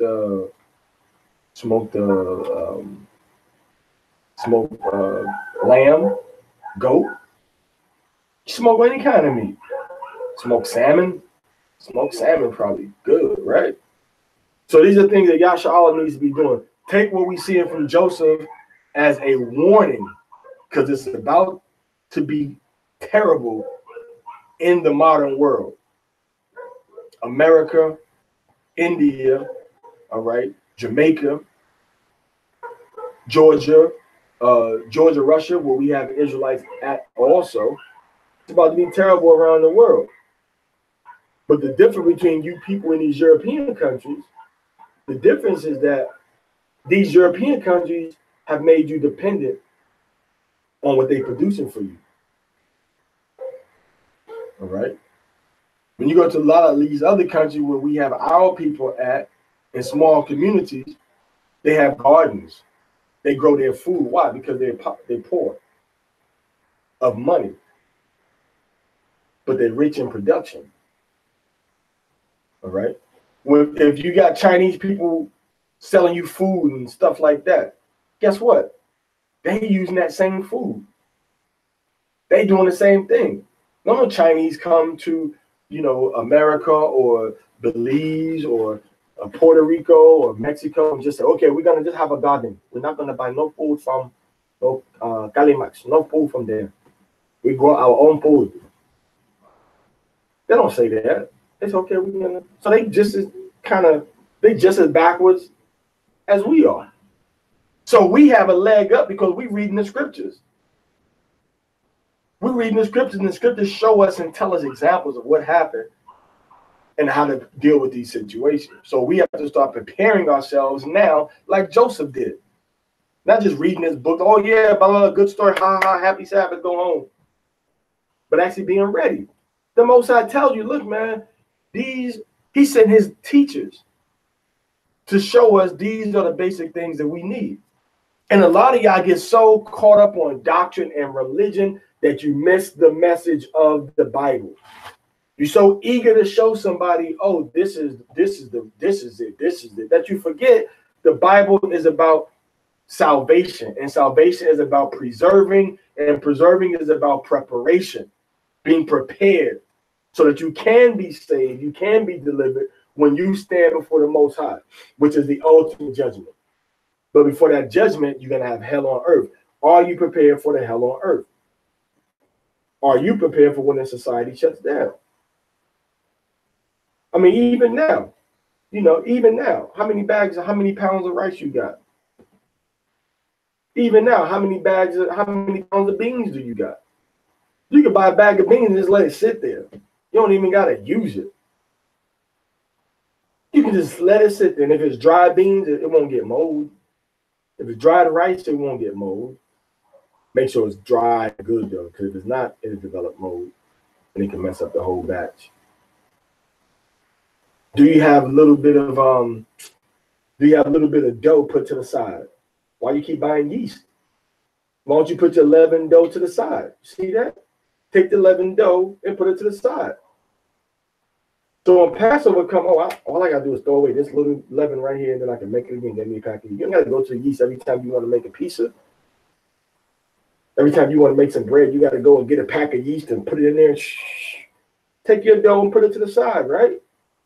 Even if it gets dried, you put water with it, stir it up, it gets reactivated, I think, right? And then you can use that so that's going off on a tangent, but now I'm going to show you what Yahweh said, because Joseph is all about preparation. Joseph is all about being ready. And Joseph shows us that society is going to fall. Money is going to fall. Your harvest, and it's going to be a famine. And if you're not prepared for it, then you're going to die. Plain and simple. So what are you leaders out there and teachers, what are you talking about? So the things that we read in the Bible, these things are meant to prepare us for the times that are coming. This is the book of Ecclesiasticus, chapter 29, verse 21. Ecclesiasticus 29 and 21. It says the chief thing for life is what? What's the first thing we need to live? The first thing we need to live. Anybody? The chief thing in life is water. Water, and after that, we need what? What kind of food? The basic food we need to survive. Give me some food. Bread, grains. All right, grains. That's why when you look at the foods that we were producing for white people in America during slavery, we were producing rice, sugar, grain, or corn, and wheat, and then hemp. They were using a lot of hemp. And the sugar they were producing was just going to make mainly alcohol, right? And then molasses. All right. So the scripture said that the chief things for life are water and bread and clothing and a house to cover shame. That's the main thing you need to be working for in life. Having grain, having water, having clothing, and having a house. Okay? So those are the main things that we need. Everybody got that? Now, when we go into chapter 39 of Ecclesiasticus, and we read Ecclesiasticus chapter 39, verse 26, it says that the principal things for the whole use of man's life are water. So those are things you need to be able to use and know how to use these different things. Water. All right, you need water for your crops, water for your animals, water for yourself, water to kind of deal with, moving things around inside the soil like human waste, diluting it, even being able to use that and turn it into something that's going to be beneficial for your fields on a low level. Okay. Then it says water, fire. Can you produce fire? You got any flints? Do you have a blowtorch? Fire, iron. You got like a small little smelting thing, little iron. Can you melt iron down? Can you make weapons? Can you make a spear tip? Iron. Can you make the tip of an arrow with iron? You can use wood. That's good too. But can you work with metals? Can you work with iron? Those are the principal things that you're going to be using. Iron. Iron for nails. Iron to help turn over the soil. Iron to break up rocks if you need to break up rocks. You need iron tools to do that. You see? So iron. Then it tells us, and salt. Salt to preserve. Salt, you can wash up with salt. Did you know that? You can wash up with salt. That's what they're washing a newborn babies get washed with salt. Supposed to in the Bible, that's what they did. All right. Anybody know what that's at? Newborn baby got washed with salt.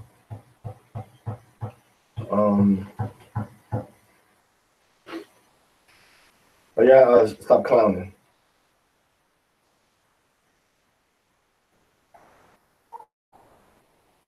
Let's see. Anybody see it?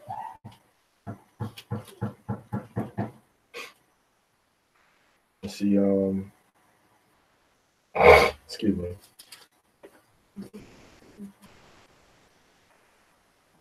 Ezekiel 16.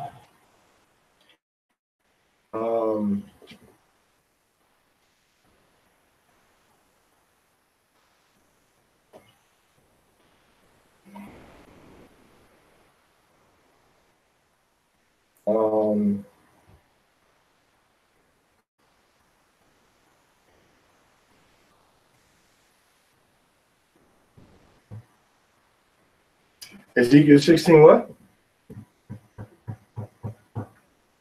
Talks about salt.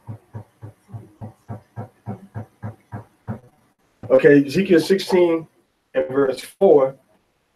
It starts in verse 2. Son of man, cause Jerusalem to know her abominations, and say, thus saith Adonai Yahweh unto Jerusalem, thy birth and thy nativity is of the land of Canaan. Thy father was an Amorite, and thy mother an Hittite. Now this is an insult. It's not the truth. He's saying you acting like a heathen. And as for thy nativity, in the day that thou wast born, thy navel was not cut. Then you didn't go through the proper ritual of childbirth. Neither was thou washed with water. Just heathenistic practices. You wasn't washed with water. All right. To sup with thee, thou was not salted at all, nor swaddled at all. So salted means you took the salt water, you took the salt, and you put over the baby's skin to kind of cleanse the baby, remove any types of problems that may have been on the skin, and to wash the baby off. And then it says swaddled at all. Now, when we look in the book of Wisdom of Solomon, chapter 7, in verse 4, he says, I was nursed in swaddling cloth, and that with cares. So when he was nursed with swaddling cloth and with cares, we see that part of that care in Ezekiel chapter 16, verse 4, was what? Was being the baby skin being salted. So you use salt for a baby skin too. All right. So salt is used on a baby skin too. It's used for your meat. It's used to bring flavor to your foods. It's used to clean. All right. It can be used to disinfect.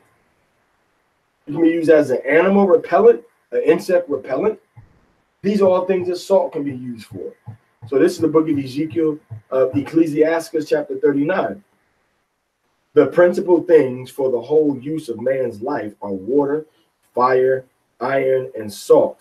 Flour of wheat. See, flour of wheat. So grains, flour that comes from grains. And you have big flours that our people use from the grains. You got the cassava that we use from the grains. You got the kamut that we use. We got the modern corn that we use also. That our people have been surviving on these things for hundreds of years. All right.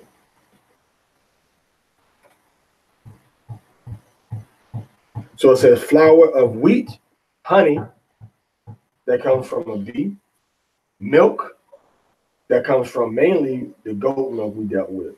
We got sheep and cows have milk also, but we mainly dealt with the goat's milk. Even now, there's more pounds of goat meat being eaten around the world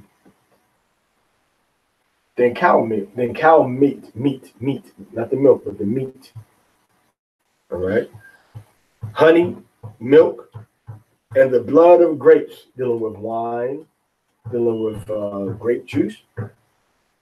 Then from that grape, you also get raisins, all right? And oil, dealing with the olive oil to lamp with, to anoint yourself with, to make your skin not be dry with, to drink, to kind of cleanse the inside of your body with.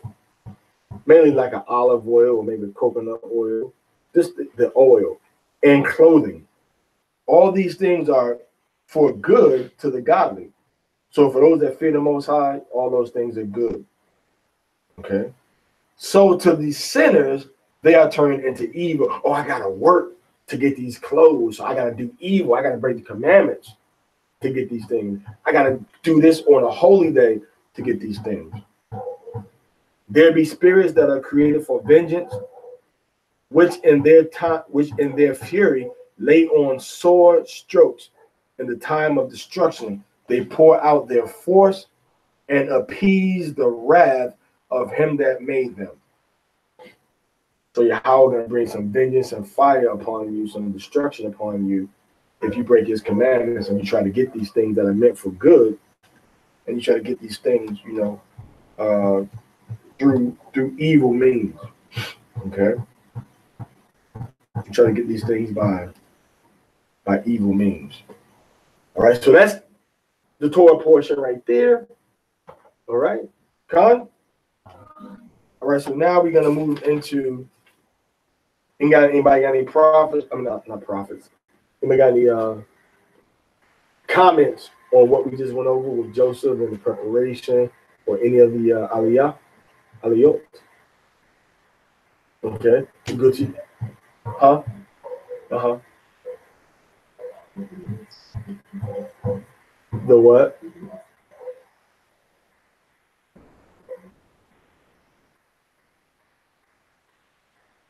Yeah, would be heathenistic. I don't think so. No. But it has to be cut some kind of way.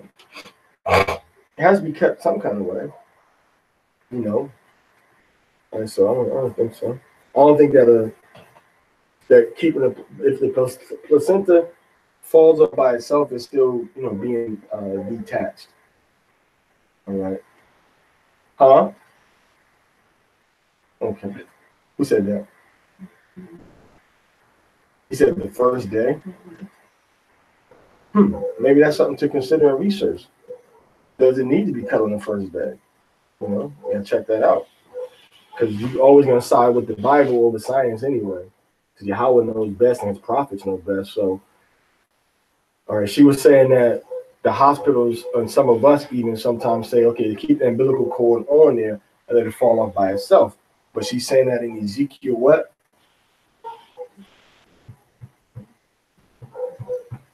Let me see the verse you're talking about.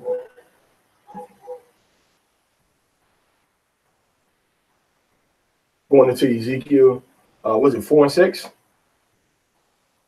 Ezekiel chapter 16, verse 4, that we just read. I want to see it in the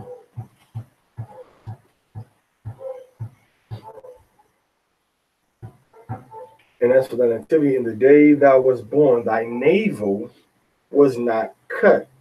All right, so we have to figure out, what he means by navel also. And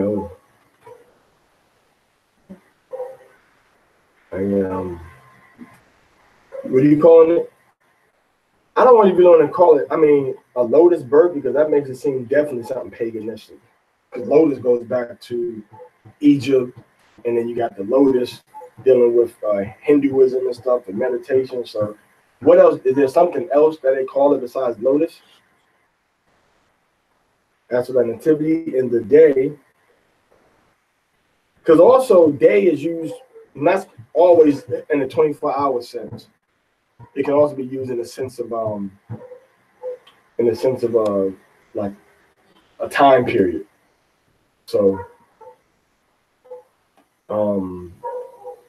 Yawam Hayaludath could be the time of your birth on the day Hawaludath of your birth, Athka to you, La'a no Kharaf cut, Sharaka or Sharka. So that's the word we're looking at for navel. All right, Sharaka. Which it says that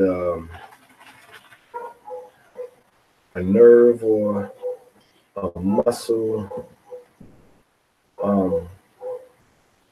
and the umbilical is now connected to the placenta, right? All right, and what else is there attaching the baby to the when the baby is born?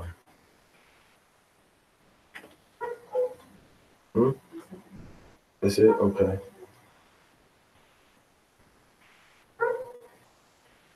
All right, so we have to research that a little more.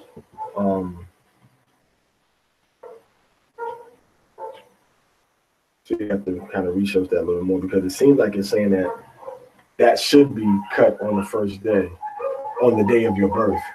That's what it seems like it's saying. Because it normally comes off how many days later?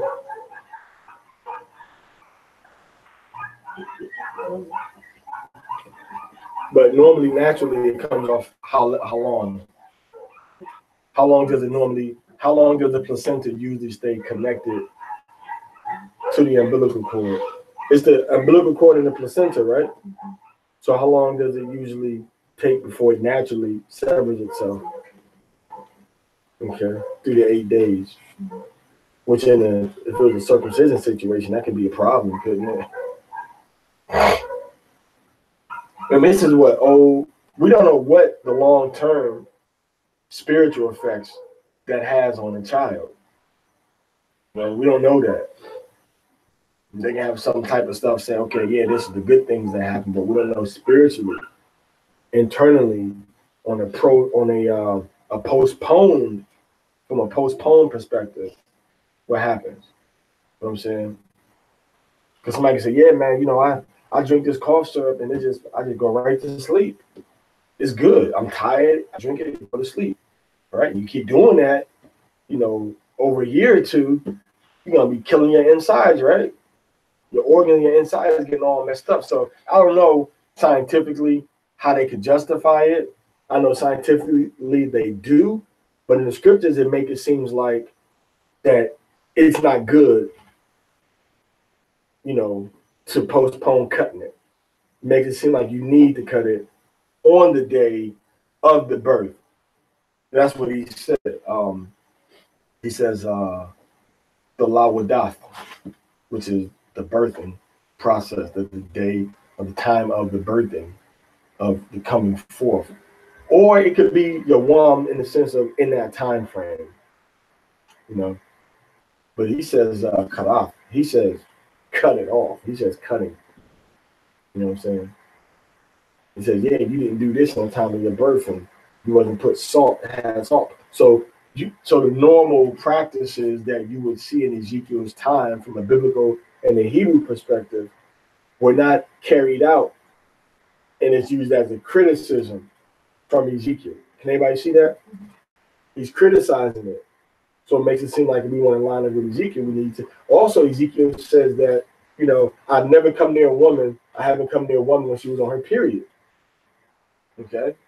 So it's not against the law if you do, but it's a practice that was shunned in ancient Israel. And it is against the law to do it, to sit behind a touch on a holy day. It is against the law.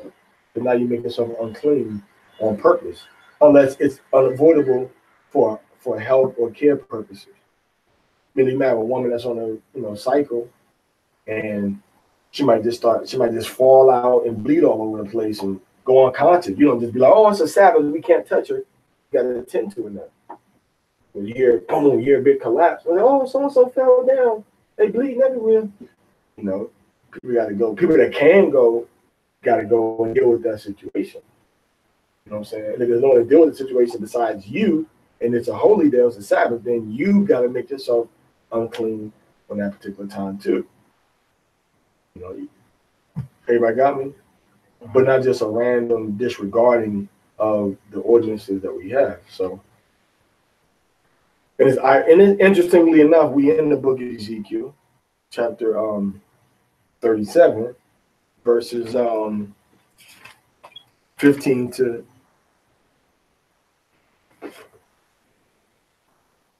15 through 27, right? 15 to 28, okay. And the word of Yahweh came unto me, saying, and thou, son of man, take thee one stick and write upon it for Judah and for the house of Israel, his companions. And take another stick and write upon it for Joseph, the stick of Ephraim, and all the house of Israel and his companions. All right. And join them for thee one to another with one stick, into one stick, that they may become one in thine hand. And then the children of thy people shall speak unto thee, saying, wilt thou not tell us what thou meanest by these? Say unto them, thus saith Adonai Yahweh, behold, I will take the stick of Joseph. All right, give me Jeremiah 21, verse 19 and 20, and then give me Revelation chapter 20, chapter 19. I believe verse 15. All right. And make them one stick. All right. Verse 19. Say unto them, thus saith Adonai Yahweh, behold, I will take the stick of Joseph, which is in the hand of Ephraim, and the tribes of Israel, his companions, And I will put them in unto him together with the stick of Joseph, and make them one stick, and they shall be one in my hand. And the sticks whereon thou writest shall be in thy hand before their eyes. And say unto them, Thus saith Adonai Yahweh, Behold, I will take the children of Yasharallah from among the nations, whither they are gone, and will gather them on every side, and bring them into their own land. And I will make them one nation in the land, upon the mountains of Yasharallah, and one king shall be the king to them all. And they shall be no more two nations, neither shall they be divided into two kingdoms any more at all. Neither shall they defile themselves any more with their idols, nor with their detestable things, nor with any of their transgressions. But I will save them out of all their dwelling places wherein they have sinned, and will cleanse them. So shall they be my people, and I will be their Elohim. And my servant David, Dawad, shall be the king over them. And they all shall have one shepherd. And they, Salaklia, they shall also walk in mine ordinances, and observe my statutes, and do them. And they shall dwell in the land that I have given unto Yaquab my servant, wherein your fathers dwelt. And they shall dwell therein, they and their children, and their children's children forever. And my servant David shall be their prince forever. Moreover, I will make a covenant of peace with them. It shall be an everlasting covenant with them, and I will establish them and multiply them. And I will set my sanctuary in the midst of them forever. My dwelling place also shall be over them, and I will be their Elohim, and they shall be my people. And the nations shall know that I am Yahweh, which sanctify Yasharallah, when my sanctuary shall be in the midst of them, forever.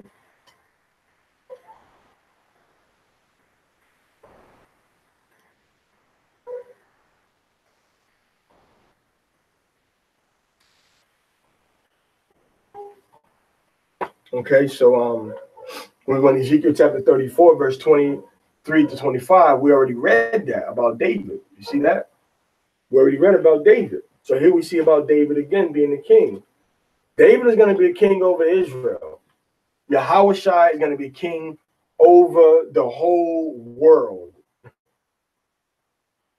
He's going to be he's going to be the priest over all the priests, the king of kings. You see that? David's going to be the king of Israel, but all other nations are going to be subject unto his rulership, because he's going to be ruling from the Torah. But Yahweh Shai is going to be the king over all the kings.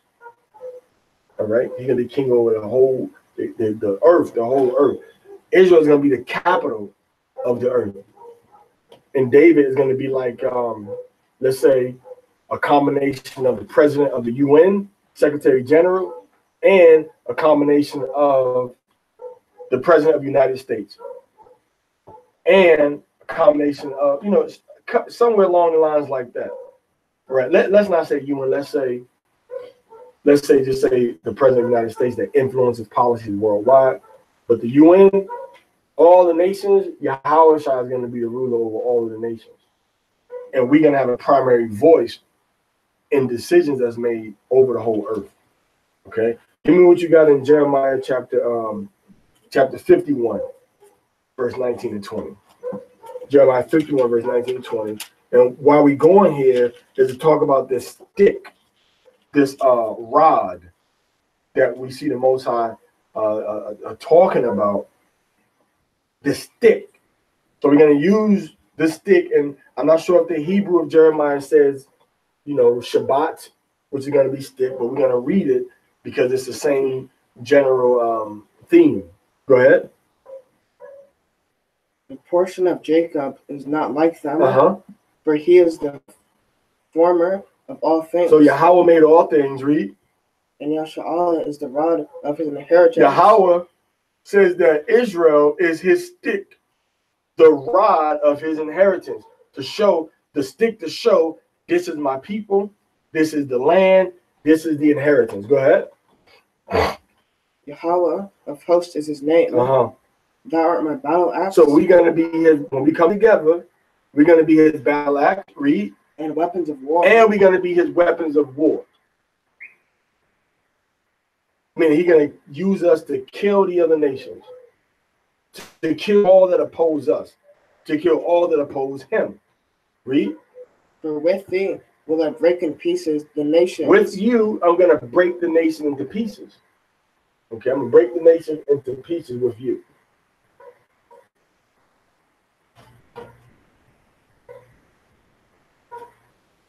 So it says, with you, I'm going to break the nation into pieces. Go ahead. And with thee will I destroy kingdoms. With you, I'm going to destroy kingdoms. See that? So that's why it's important for Israel to come together under Yahweh and Yahushua, because if not, we're going to be destroyed by the Most High too. Revelation chapter 19, verse 15. Read that. And out of his mouth. Out of the mouth of Yahushua, go ahead. Goeth the sharp sword. Yahushua going to have a sharp sword coming out of his mouth. Read. That with it. That with that sharp, sharp sword, go ahead. He should smite the nations. He's going to smite the nations down. They're going to use Israel to do it. Right, go ahead. And he shall rule them. And he shall rule over the nations with what? With a rod of iron. So Israel is a rod of iron. And at the tip of that rod of iron is who? And he treadeth it. And the tip of that rod of iron is who? Is King David. Israel is the rod of iron. And David is the point of that spear. David is the point of that rod of iron. All right, give me Ezekiel chapter 25, verse 12. Then you give me Zechariah chapter 10, verse 5. Since we're on this subject, you give me Ezekiel chapter 25, verse 12. And you give me Zechariah chapter 10, verse 5. So since we're on the subject of the Most High bringing Israel together, we got to get on the subject also what's going to happen then, which is going to be war, death, bloodshed, guts and brains, broken bones and skin all throughout the streets of America and all of the nations. All right. Give me that Ezekiel 25:12. Thus saith Yahweh Elohim. Because that Edom is a so-called European, a so-called white man, and we're going to see, according to the prophecy, why. Read. Have dealt against the house of Judah. Because Israel was attacked by Edom, the house of Judah, which is who? Benjamin, Levi, and Judah. Who put the Haitians in slavery? Who put the Black Americans in slavery? Who put the West Indies in slavery? Wasn't no Arabs did that. All three houses and put them in slavery? A red people? And they waking up? No, the tribes are waking up over in the Western Hemisphere because the so-called white man brought them over here. The Arabs was a part of it. Read. By taking vengeance and hath greatly offended. They took vengeance and they greatly offended. Read. And revenged himself upon them. Go ahead. Therefore, thus saith Yahweh Elohim. I will also stretch out mine hand upon Edom. He's going to stretch out his hand upon the red people. Read. And will cut off man and beast from it. And I will make it desolate from Taman, and they of Dedan shall fall by the sword. Talking about the people. Now this happened in the ancient world, but they got kicked out of that land and they moved into the Caucasus. From there they moved into Europe, and then they moved into the Americas. The Most High going to do the same thing again. Destroy all their capital cities. Read. And I will lay my vengeance upon Edom. He's going to lay his vengeance upon Edom. By the hand of my people, Yasha'Allah. By the hand of the children of Israel is he going to punish, all right, the Edomites, the red nation. Go ahead. And they shall do in Edom according to mine anger. And the Most High is angry. That means we're going to do a lot. We're going to do a lot of damage, a lot of death, a lot of warriorship is going to be exercised against the so-called European, so-called white man. People don't like when you go into this subject, when you bring out these parts of the Bible.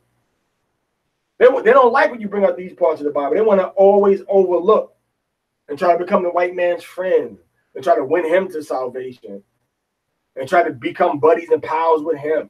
They don't want to go into this part of the Bible. Read. And according to my fury. So the Most High going to punish Edom, children of Esau. What verse you in? Verse 14. All right, read verse 15.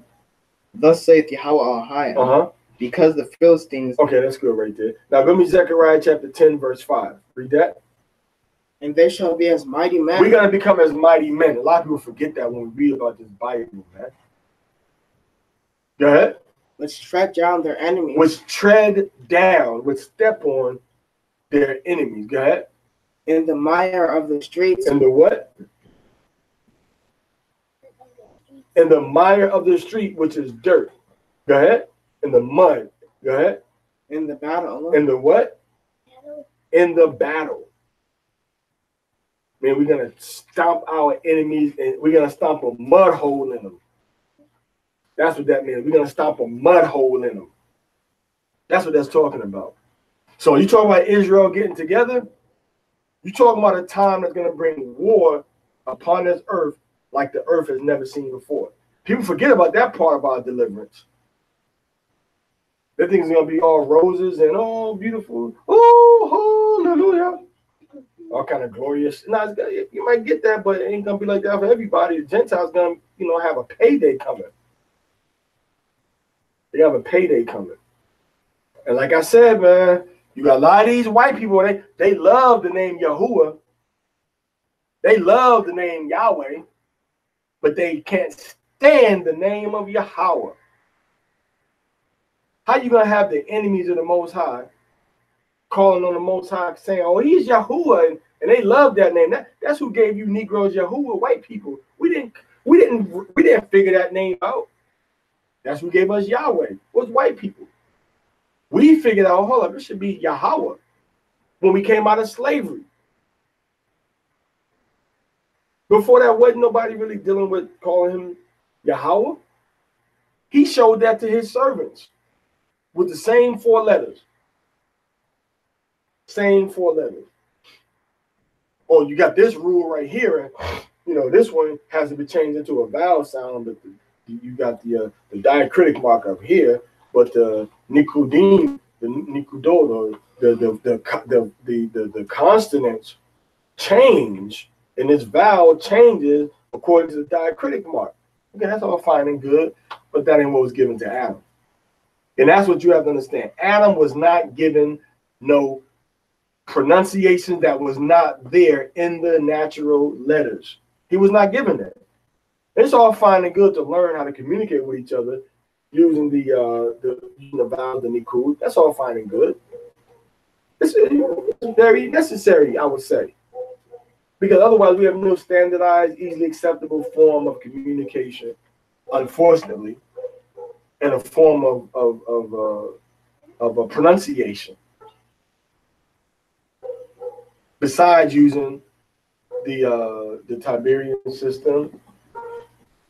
All right, the vocalization system that we have now. So we kind of stuck with that now. But the Gentiles, they love the name Yahuwah. They love the name Yahweh, but it seems like they despise or hate the name Yahweh. They don't use that name. Only so-called blacks, Latinos, and Hispanics, or those that are joined unto us, use that name Yahweh. Everybody else, so-called white people, they love this name Yahuwah. Yahuwah. Yahuwah.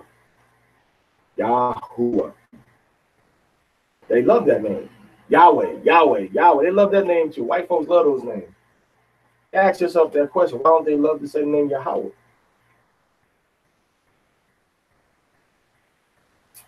And who taught them that pronunciation? What did it go back to? People might say, oh, it's Yehovah or Yahuwah. People might say that. The vowel point, Yahuwah. All right, but the point I'm making is that the name Yahweh.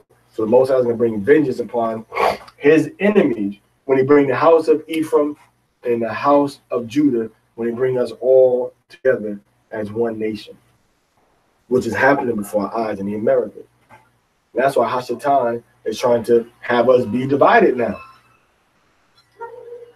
He's trying to have us be divided by it. And understand the fact, the Most High said we're not going to be no more kingdom divided anymore. But everybody still want to say northern kingdom and southern kingdom, as if that's something that the Bible calls it. The Bible says two kingdoms. Man said northern and southern.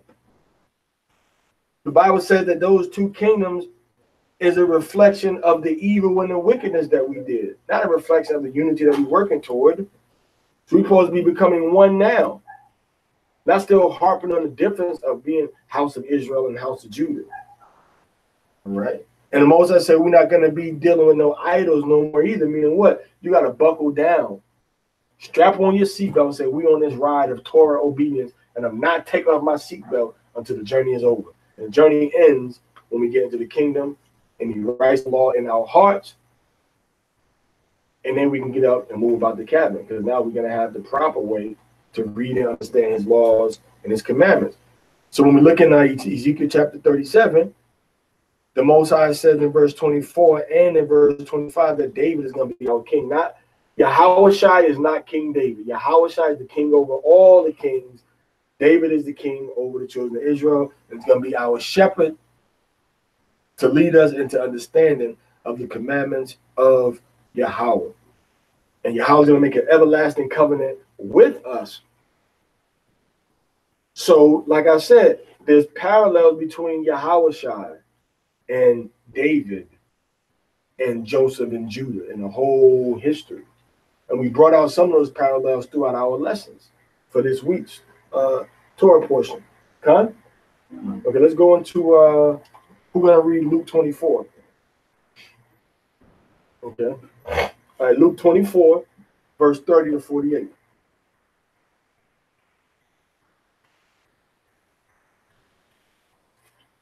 Luke chapter 24, verse 30 to Luke 24, verse 30 to 48. Let's read that.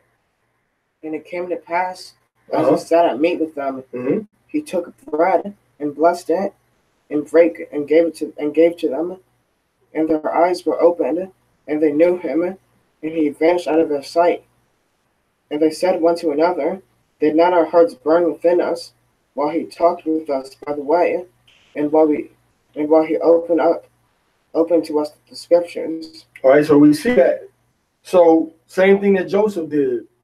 You know, Joseph said, hey man, I'm your brother. As there was, you know, during the time of the feastings and stuff, right? So I'm your brother, man. Everybody leave. I'm your brother. And start crying. You know what I'm saying? So we see the same kind of thing that Yahushua did.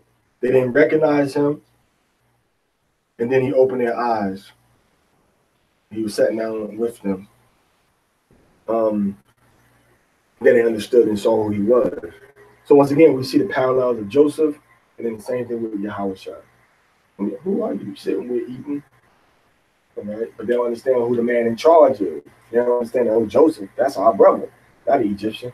They don't understand, oh, that's Yahushua, our master, not just another Israelite brother we eating with. And as they eating, he let them understand who he was.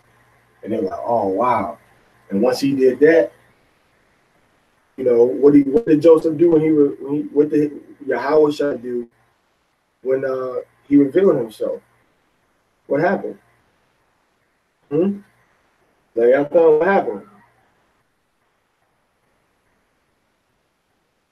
Who knows what happened? Raise your hand, somebody. Who knows what happened? Raise your hand. Is your hand raised? What happened? What did we just read? What happened? What did it say happened? Well, when it guess. Huh?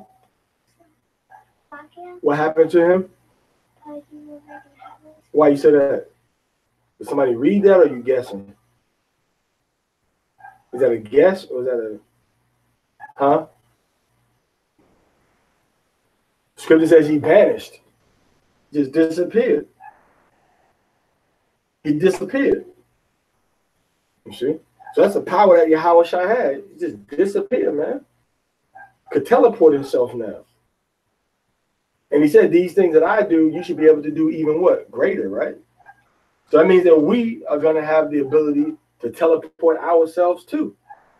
To be one place and then bam, be someplace else. If we keep his commandments and if we walk in righteousness. Otherwise, we're going to be burning forever in the lake of fire. And that's pain and punishment beyond anything you could imagine. Eternally. That's why it's important to take this Torah seriously. To take commandments to Yahweh, of Yahweh seriously. Because the alternative is eternal death. Go ahead. And they arose up at the same hour and returned to Jerusalem and found the 11 gathered together and them that were with them, saying, Yahweh is risen indeed. Yahweh Shai, the Lord Yahweh Shai. The Lord Yahweh Shai is risen indeed, and hath appeared to Simon. And they told what things. See Simon right there? Appeared to Simon? Who was put in jail? Simeon. Simeon and Simon is the same name. Well, that's what Simeon right here is talking about Peter. Go ahead. And they told what things were done in the way, and how he was known of them in the breaking of bread. Isn't that what they did when they went back up to the land of Canaan to their father? Well, Joseph is alive, man. Here's the whole story about what happened. Told the whole story. See all these parallels. Go ahead. And as they stood, thus spake, Yahushua stood in the midst of them, and said, read that verse again. And as they thus spake, so as they were talking amongst themselves, go ahead. Yahushua himself stood in the midst of them. So he just bam popped up in the midst. Yahushua, can you stop doing that, man? He just came out of nowhere and appeared in the middle of them. Go ahead. And saith unto them, Peace be unto you. Shalom lakam, he said. He said, Shalom lakam. And they what? That they were terrified and afraid. They were scared. Go ahead. And supposed that they had seen a spirit. Yo, this is a ghost. He just bam appeared in the middle of them. Okay. He just appeared in the middle of them.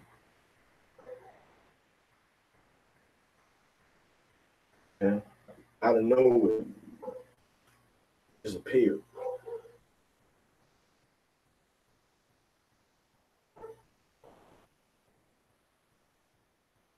All right.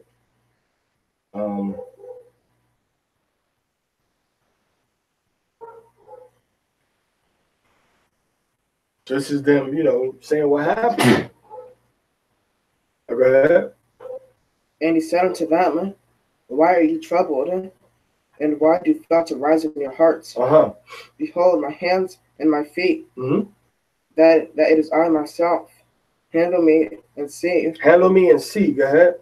For a spirit hath not flesh and bones, as you see me have. And so how did spirits fall from heaven and become fleshly bodies then?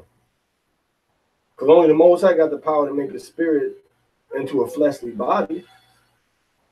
I think. I don't know. I could be wrong. Go ahead. And he hath thus spoken, he shewed them his hands and his feet. And while they yet believed not for joy and wondered, he said unto them, Have ye here any meat? So he said, Do y'all got anything to eat? Ain't that what we always say when we come to somebody's house? We wonder, man, they got some food here? What they got to eat here? Going to visit somebody's house, man, I wonder if they got some donuts here. Going to somebody's house, man, you want something to eat. You want something to eat when you go to people's house. Hospitality. All right, and that's how Israelites are, and we still like that to today. And your house, it wasn't no shame. Y'all got something to eat? What's I got to eat, man? Because you're supposed to feed your guests. So your house, I said, you know what? I'm going to let y'all show some righteous hospitality. Read. And they gave him a piece of broiled fish. They gave him a piece of broiled fish that was cooked with the fire. Probably nice and crispy. Probably a whole fish too with the skin on it. Probably was seasoned. Probably had some coriander on it. Probably had some thyme, some rosemary, and some olive oil was rubbed on it. All right, olive oil was rubbed on it. And then he probably had like some like garlic that they had dried out, some onions they had dried out, and then they ground it into a powder, and they sprinkled it on the fish too. All right, then they just put it inside the mixture and let it sit for a little while, and then put it onto the grill like a flame broiled hamburger. And then they gave it to Yahushua. Good fish. Go ahead. And of a honeycomb. So he gave him a broiled fish and a piece of honeycomb. Go ahead. So that's what he ate. Go ahead. And he took it and did eat before. So he took it and he ate from them. Go ahead. And he said unto them. So this is what he said. Hold on.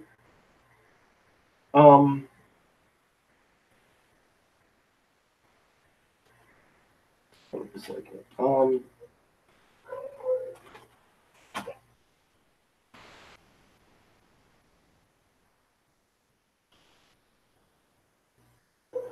Go ahead. That's what he said to them. Go ahead. These are the words which I spake unto you. So he say, I taught y'all these things. Go ahead. While I was yet with you. When I was in the flesh before my crucifixion. Go ahead. That all things must be fulfilled. I told you these things so that everything would be fulfilled. Everything would be completed. Shakata. Go ahead. Which were written in the law of Moshe. Which are written in Moses' law. So all the things about me, all the things that I'm showing you, all the examples that I enacted during my life, my life was just naturally lined up with the scriptures. I just fulfilled the prophecies that were written about me. And I show parallels throughout my life to things that we see in the scripture. And that's why we can go back to Joseph, like, man, that's showing about Yahushua. We can go to Judah, like, yo, that's like Yahushua. Because he is the whole volume of the book. So you should be focused on finding Yahushua in the Torah and in the rest of the Bible instead of arguing with somebody about their doctrine. Because only Yahushua, through the Holy Spirit, through the spirit of wisdom, is going to make the whole right doctrine revealed to you. Because it's based on the law. Go ahead. And in the prophets. And so he showed them the law and the prophets. Go ahead. And in the Psalms. And in the Psalms. Go ahead. Concerning me. So all the things concerning Yahushua, he showed them.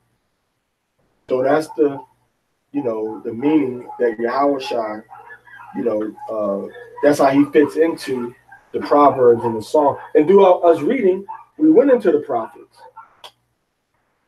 And we went into the Psalms.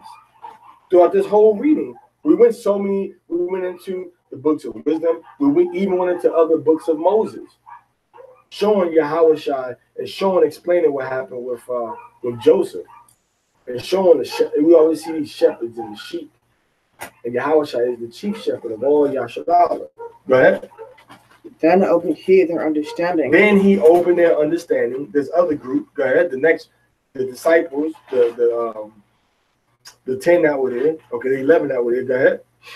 That they might understand the scriptures, and said to them, thus it is written, and thus is behoved Hamashiach to suffer. So it was to the advantage for Yahushua to suffer, go ahead. And to rise from the dead the third day. Rise from the dead when?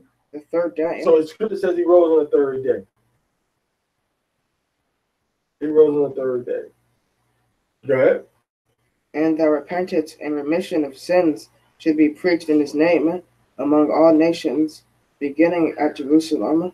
So repentance and remission of sins should be preached in the name of Yahushua among all nations. Because all nations are going to have to repent, man. All nations are going to have to know who is Yahushua and what is the commandments of Yahweh. Every nation is going to have to know that without exception. All right, read. And ye are witnesses of these things. You are witnesses of these things. All right. So you all know what's happening and what's going on because you saw it firsthand. Right? You saw it firsthand.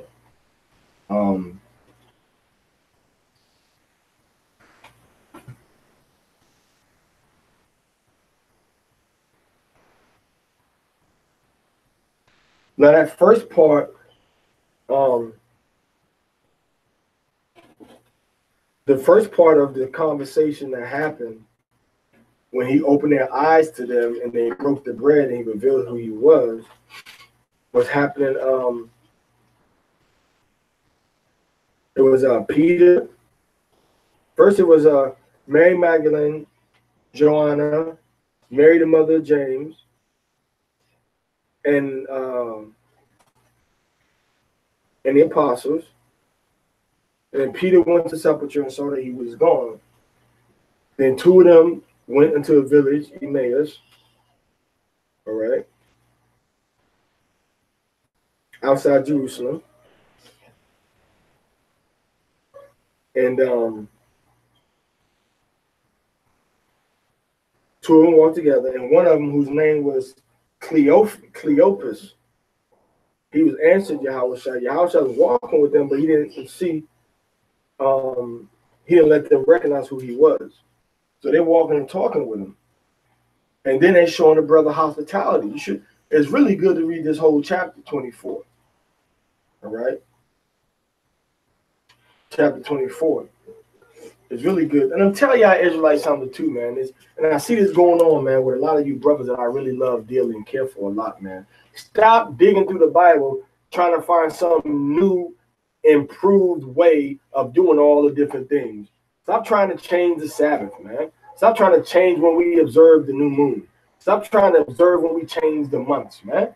Everybody going through the Bible saying, huh? What? What?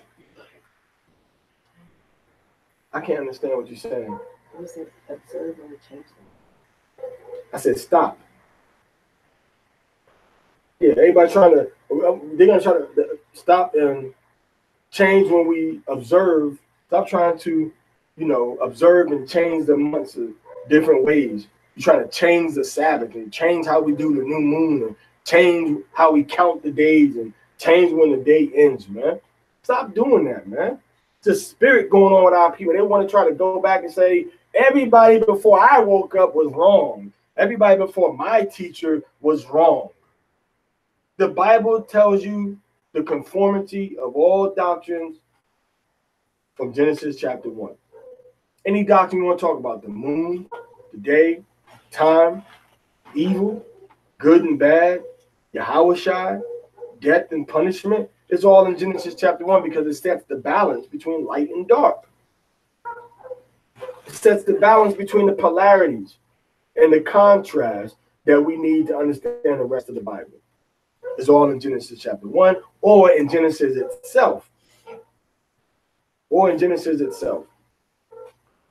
But because a lot of people don't read through the whole law, and especially you Levites out there, it's sad because a lot of you Levites have a lot of potential, but you following after some Judite someplace that don't know nothing about the Bible. You following behind some Ephraimite or somebody else that don't hardly know the law and know the commandments. And you're supposed to be the one that lead us to the commandments and leading us to the laws of the Most High. Why haven't you read the whole law? Every Israelite is supposed to read the whole law. But you Levites, you especially are supposed to read the law. And you're especially supposed to understand and study the law. Now, I've made myself available to any and every Levite that I know to teach you all the law so you can understand the law better so you can get to doing your job, man. And a lot of Levites, a lot of Israelites need to do this. Well, don't need to do the same thing, but need to sit down and learn the law first. Sit down and learn it first. Read it first. Understand the principles. Look at this chapter. What is it saying? Move to the next chapter. What is it saying? Take notes. Understand it in your spirit. And once it's in your spirit, them paper notes, man, them paper notes are going nowhere. So when we reading these things, these Torah portions, we got notes on them. Notes got the verses, but the concepts that we read in the law is in our spirits. We see the parallels. We see the contrast, Shakata. We see the perspective that link up to the rest of the book. Well, listen, that's it. Ezekiel. Tú tienes que quedarte allá. All right, so this is the thing that we have to understand. All right, we have to take the scriptures and read it and understand it. Everybody want to jump over all the books of the Bible. Show the doctrine from Genesis, from the Torah first, and then we can move forward. Because the Most High law don't change. The way the Most High, he don't change. He said, therefore, you ain't consumed. Why? Because I made a promise and I'm going to keep it. I gave you a law and I expect you to keep it. I don't change. So what we understood from the beginning is the one understanding we have to have now. So stop trying to reinvent everything. Stop listening to these brothers that are saying, nah, bro, everybody else is doing it wrong. I got the right way to do it. Here we go right here. And if you say that, okay, take me to Genesis. Take me to the law. Don't take me to Ezekiel. Don't take me to Mark. Don't take me to Revelation. Take me to the law first and understand and prove the doctrine there. And then build on that in other books of the Bible. Because we're going to be judged out of what book? The Torah. So my doctrine got to line up to what? The Torah. And if it don't line up with the Torah, then it's not important to me. If I can't find it in the Torah, then it's not important to me. That's how it works. Name one thing Yahweh taught that we can't get from the Torah. And that's how he gets into man-made doctrine, because they're not using the Torah to prove their points. All right, so we're going to end and conclude on that level. All right, on that level of the Torah comes first, and then all the doctrine got to be lined up with the Torah first. You asking a question? All right. All right, so